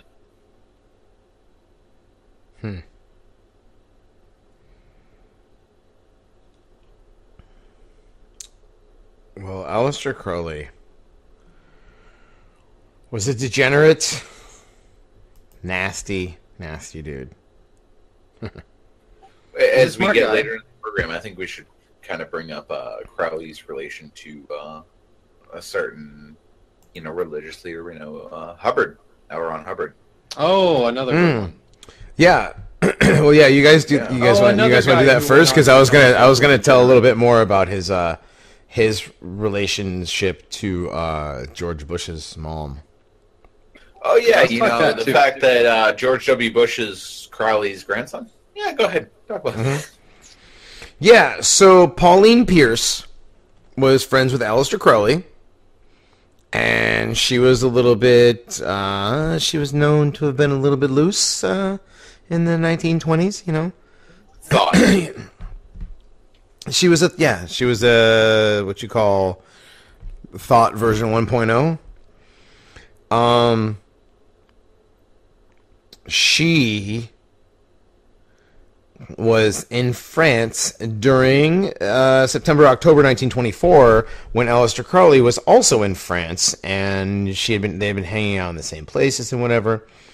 Anyways, when she came back to America, she gave birth to Barbara Pierce. So, which was her daughter, who ended up being the wife of George Herbert Walker Bush, and became the mother of George W. Bush, Jeb Bush, and whatever the brother was that helped in the 9/11 thing, the other brother. Anyway, yeah, so Pauline Pierce gave birth to Barbara Pierce, became Barbara Bush, who gave birth to none other than George W. Bush, Alice's grandson. She is the descendant of President Franklin Pierce, who is the descendant of Thomas Percy, who tried to blow up Parliament, and King James I, by the way. So that actually is even weirder. She is related to the Guy Fawkes thing. Even weirder, by the way. Pauline Pierce. So yeah, Barbara Bush's mother was related to the Thomas Percy guy who was the Guy Fawkes mask guy. And by the way, Franklin Pierce lost favor over wanting to keep slavery alive, and was replaced by James Buchanan, who is a descendant of James I. And both James Buchanan and King James are accused of being homosexuals. There's also that. Runs in the family. Right? Yeah. God. So much weird shit with the elites, right? It's like almost as if all the weird movie stuff is true. Nah. That's just a movie. They just make this stuff up. It's the same as us, Goy. The dad goes to work, the mom, goes to work, and the kids go to daycare. It's the same as, like, what you do, Goy. It's like, it's the exact same as what you do. These people go to weird, thalamic, magical schools, and we don't. Right, and then you talk about Pauline Pierce. She marries friggin' George H.W. Bush, who... Mm-hmm. Oh, by the way, happens to be freaking CIA. Oh, excuse me. I'm sorry. I'm getting my Bushes mixed up here. But it's kind of funny that the Bushes had these ties, with Central Intelligence. No, you were right. You were right. It was met... George Herbert Walker Bush was the director of the CIA. Mm-hmm. Yeah. So it's strange how, like I said, these they always seem to move within these circles. Well, whether or not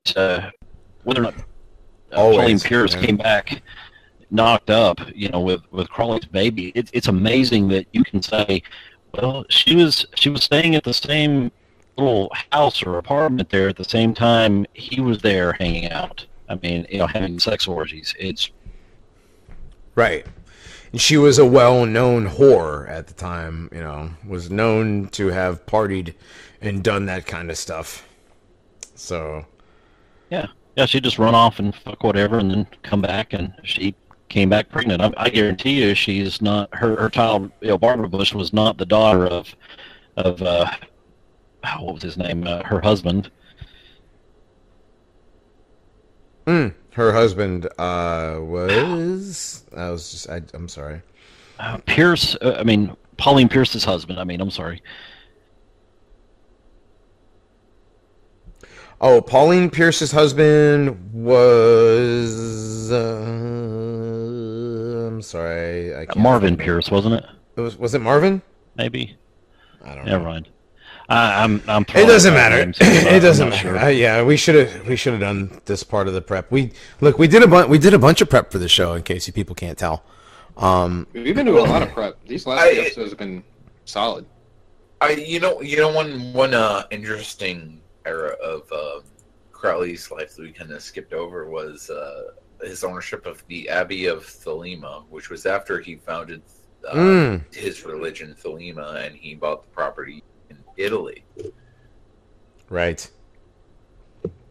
And I believe this is when him and Rose parted ways, because regardless of how faithful he was in his marriage, he was into sex magic, so he couldn't just have one partner. So she sort of left with the kid, which I think he did she miscarry the second child? I can't remember. No, the second daughter was Lola something, I believe. Kids.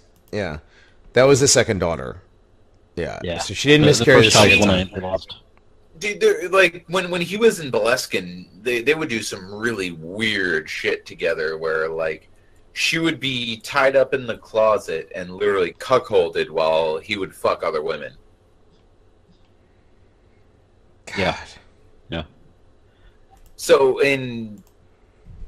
she was still around during the Abbey of Thelema days.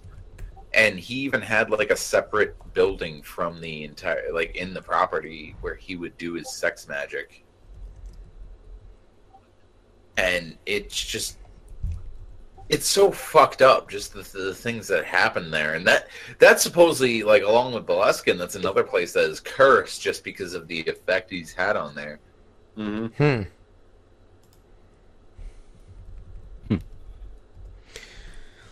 Yeah, I wonder if they give tours. Yeah, I wouldn't go on one.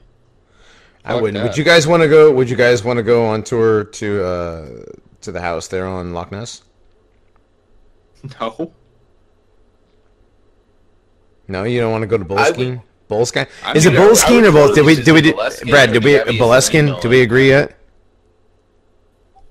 Dude, I want to visit Loch Ness just for Nessie, dude. Yeah, I heard there's been some new reports of seeing Nessie, but that's that's a whole other thing. I mean, so did you mentioned Thelema? That Thelema. was his religion, right? It's kind of a cross between esotericism and modern paganism, and I don't know. It's kind of pretty much if you look at the tenets of like what it is, like esoteric, if you want to call it esoteric Crowleyism or whatever, Thelemism, it's pretty much, being a millennial in current year +2. Yeah, it's pretty much being an anarcho whatever. An anarcho-anarchist. It's just literally just like fuck what you want will be the whole of the law. Yeah. Yeah, you are not wrong, dude. This has brought to light some really disturbing things. I mean, with my brief stint into paganism, it's really shitty that people arrive at that point. Like, there are things we can't explain, and our ancestors sort of tried to explain it, but you'd rather just fuck. There you go. That's the point you arrived at. Not learning the answers to what is happening in the world. It's right, coming. but just my dick. You want to come. Yeah. That's what it comes down to. You just my dick. Yeah. Well, Crowleyism and Thelimism have been they've been compared and described as Satanist, which I don't find that to be true. I don't believe that. He didn't believe that it was Satanism either. It's not Satanism, I don't think. When he referred to Aiwass as Satan, right? He said Aiwass is 666. He is the serpent of biblical era, because he was what Crowley believed was sort of just every religion in a way, but he even admitted that Aiwass was the serpent. It's dude, it's just he's just such a fucking space shot.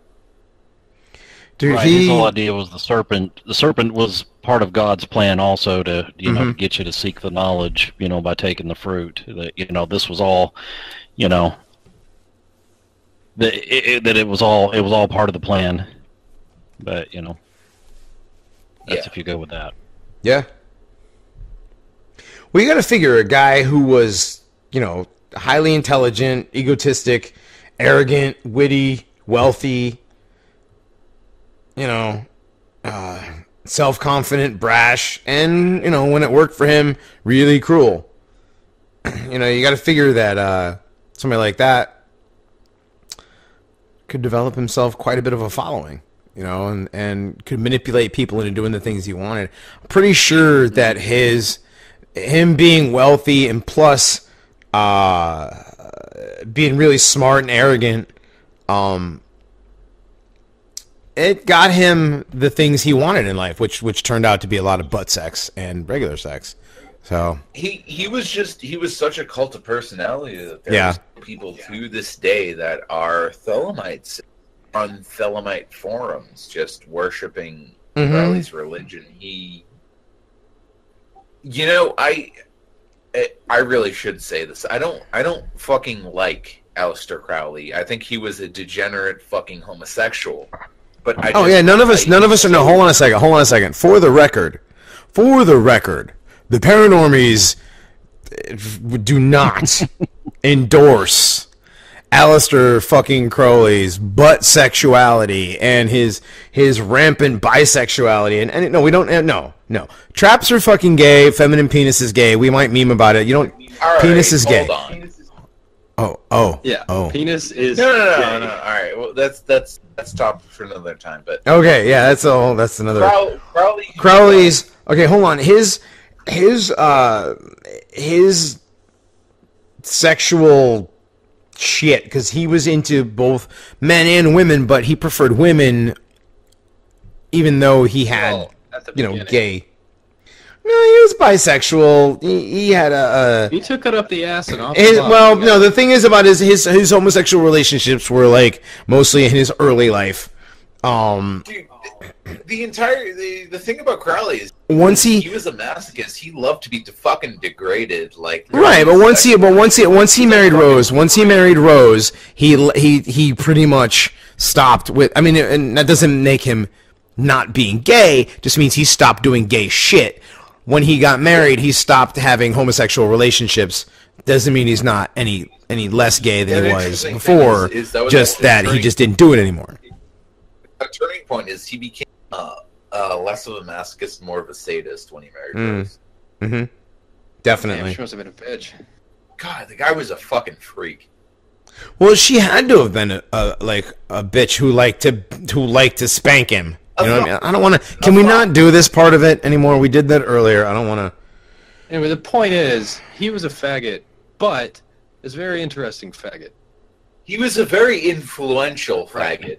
That's the biggest thing. Can we talk about one more time about how much he didn't like Jews? He had a really good Jewish friend named Victor Newberg. And he used to Victor Newberg, and Crowley used to insult him all the time with anti-Semitic slurs, and apparently had mixed opinions about Jews as a group. And he said he praised their sublime poetry and stated that they exhibited imagination, romance, loyalty, and humanity. But he also thought that centuries of persecution led them to being really fucked up cunning and like good liars. So.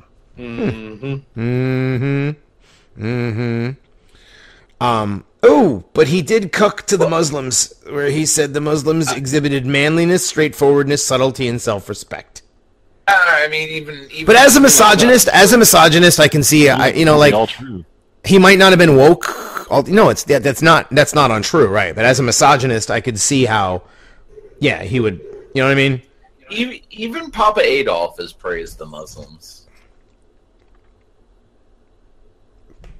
Well, we talk about how they're certainly some of the most red-pilled people. Oh yeah.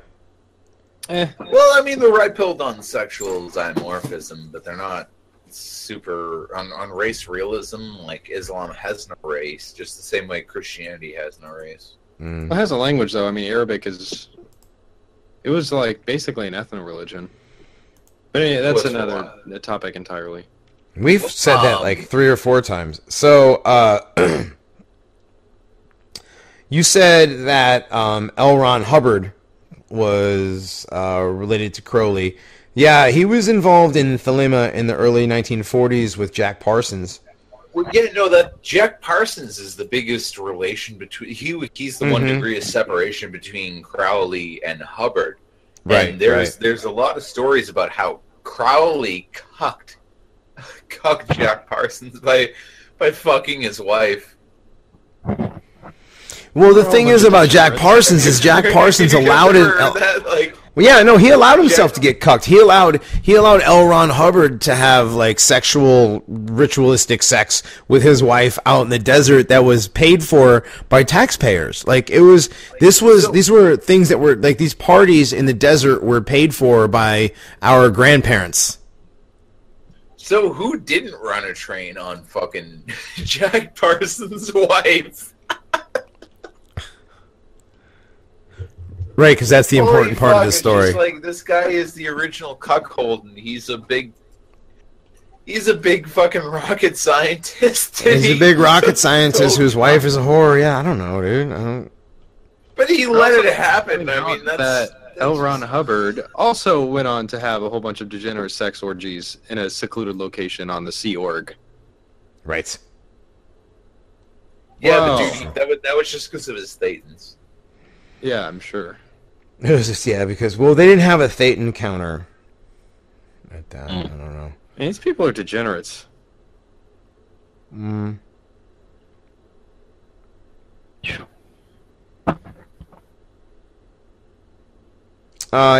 Crowley ended up, he was, anti-Semitic, anti-Asian, he was positive on the Muslim question. But notorious faggot who had sort of a general misogyny about him his entire life. He was pretty much anti-women, which supposedly has a lot to do with his relationship with his cunt of a mother.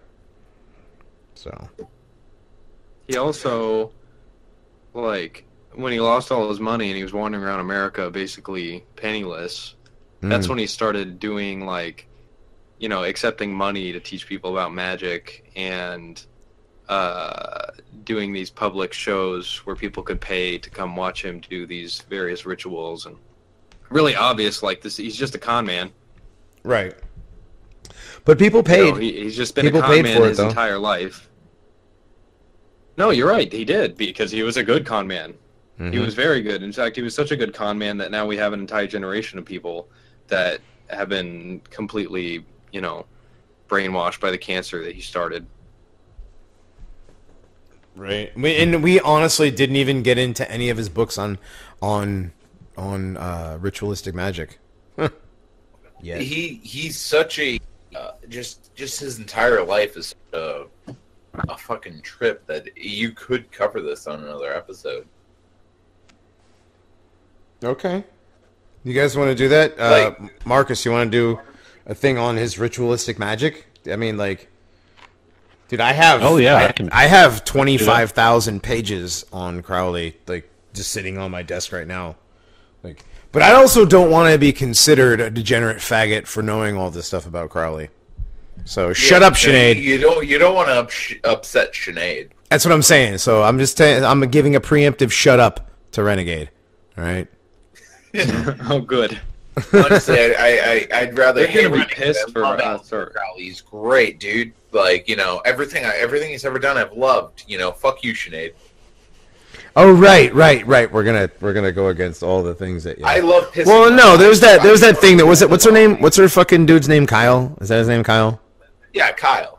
Yeah, Kyle. It's not the cool. Kyle Not the one we see. He's some. No, we don't. I've actually never seen him. But Kyle had this thing about how the alt-right is like totally infatuated by Crowley and everything that's gay about him and whatever.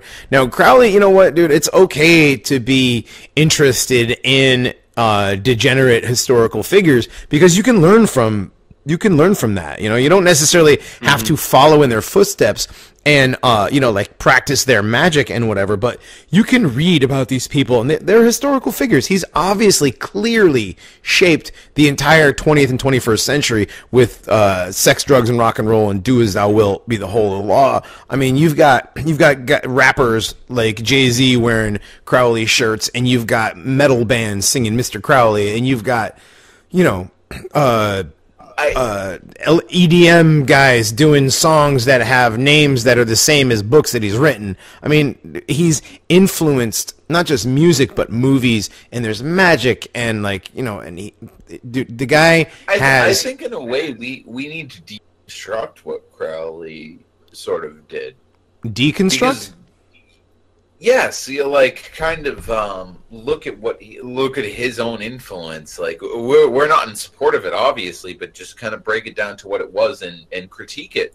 Right, and how was he influenced or was goaded along or made to be manipulated by, or this? What is the deal with him and the Jews, and why is this the Western society? Like the direction that, you know, everything he said they're doing, and we all know that Hollywood and the music industry and all of that is controlled by the Jews. So, well, what does Crowley have to do with that, or did they adopt it, or was it like something they liked? What? No, they definitely liked his "do what thou will" message. I mean, that's perfect for the fucking Goyen. Okay. Well, Crowley, he merely adopted the debauchery. You know, they were shaped by it, molded by it. You think the debauchery is your friend? Yeah. You think the butt sex is your friend? Yeah. I was molding dildos. No, anyways. All right. Dude, we can do. We can do. I mean, like, we're already close to the end of the second hour. Like, we could do more on Crowley and like his influence and other things, because he ties into so many other subjects. Unfortunately, but it's true. So, why don't we do that? Why don't we? Oh, go ahead, Brad. You definitely what? This guy's fucking. He's just so interesting. Like, regardless of how much of a fucking faggot he is, just his sort of the staying power he has on culture. I agree. In general. What do you think, Marcus? You want to come back and do some more on Crowley one of these days? Yeah, this has been a lot of fun. I'd be looking forward to doing this again. Right on. Well, let's put a pin in Aleister Crowley. We'll just save him right here. We'll put a pin in it. Adam, what do you think, bud? Aleister Crowley's a faggot. I agree. I agree, too. I mean, who doesn't? I mean, like, Marcus, you agree as well, right? I mean, like, yeah.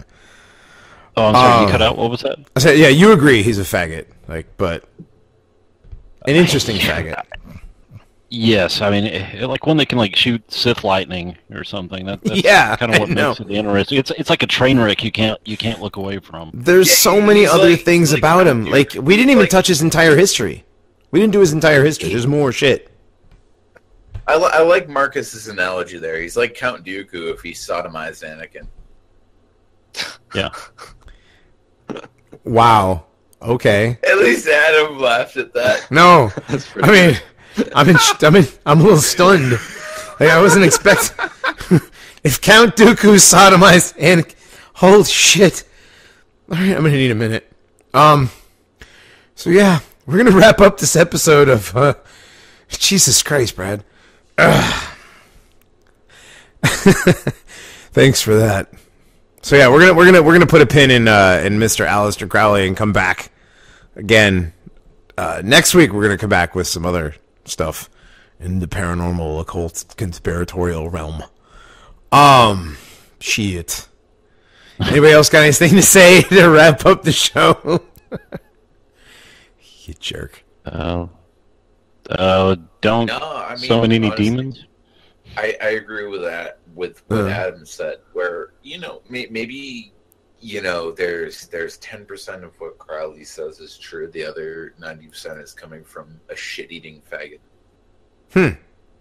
Or maybe it's a different percentage, but yeah, I get it. It could be. Like I said, when I first found Crowley was when I was into paganism. So I just was sort of attracted to his readings just because he was so out there, and he's just a very interesting guy, whether or not you agree with him. Well, I've read all his ritual magic stuff. The effect he's had on the sort of the concept of counterculture. Oh, you can't deny that. You can't deny that, and you can't deny that he is the father of counterculture and that whole thing. Yeah. No, I've read his ritual magic. We didn't even really get into ritual magic, and that's like a whole other episode. But that's like the 15th time we've said that. But no, seriously though, like ritual magic is something that we should do. I know a couple of guys that are kind of into ritual magic. We could, and that brings Crowley back into it. So we'll do this again. All right, gentlemen. I can come back for that episode, man. I know. I know you can, Brian. The rituals I did with the people that I knew back in college. Did you touch their butt, Brad? No, it wasn't any sex magic or anything. All right. This was like pure European paganism. So. Okay. All right then. So we're gonna get out of here. Yeah. We're going to bring you a little bit of Crowley poetry instead of a creepypasta this week. For the rightstuff.biz, this has been the Paranormies Presents the Ahnenerbe Hour. Johnny Monoxide with Adam Haidt, Bradshaw, Wilson, and Mr. Marcus Cole. We will see you folks next week. Later. Thelema makes you gay. In the years of the primal course, in the dawn of terrestrial birth, man mastered the mammoth and horse, and man was lord of the earth. He made him a hollow skin from the heart of a holy tree. He compassed the earth therein, and man was lord of the sea. He controlled the vigor of steam. He harnessed the lightning for hire. He drove the celestial team, and man was the lord of the fire. Deep-mouthed from their thrones deep-seated, the choirs of the aeons declared, the last of the demons defeated, for man is the lord of the air. Arise, O man, in thy strength, the kingdom is thine to inherit, till the high gods witnessed at length that man is the lord of his spirit.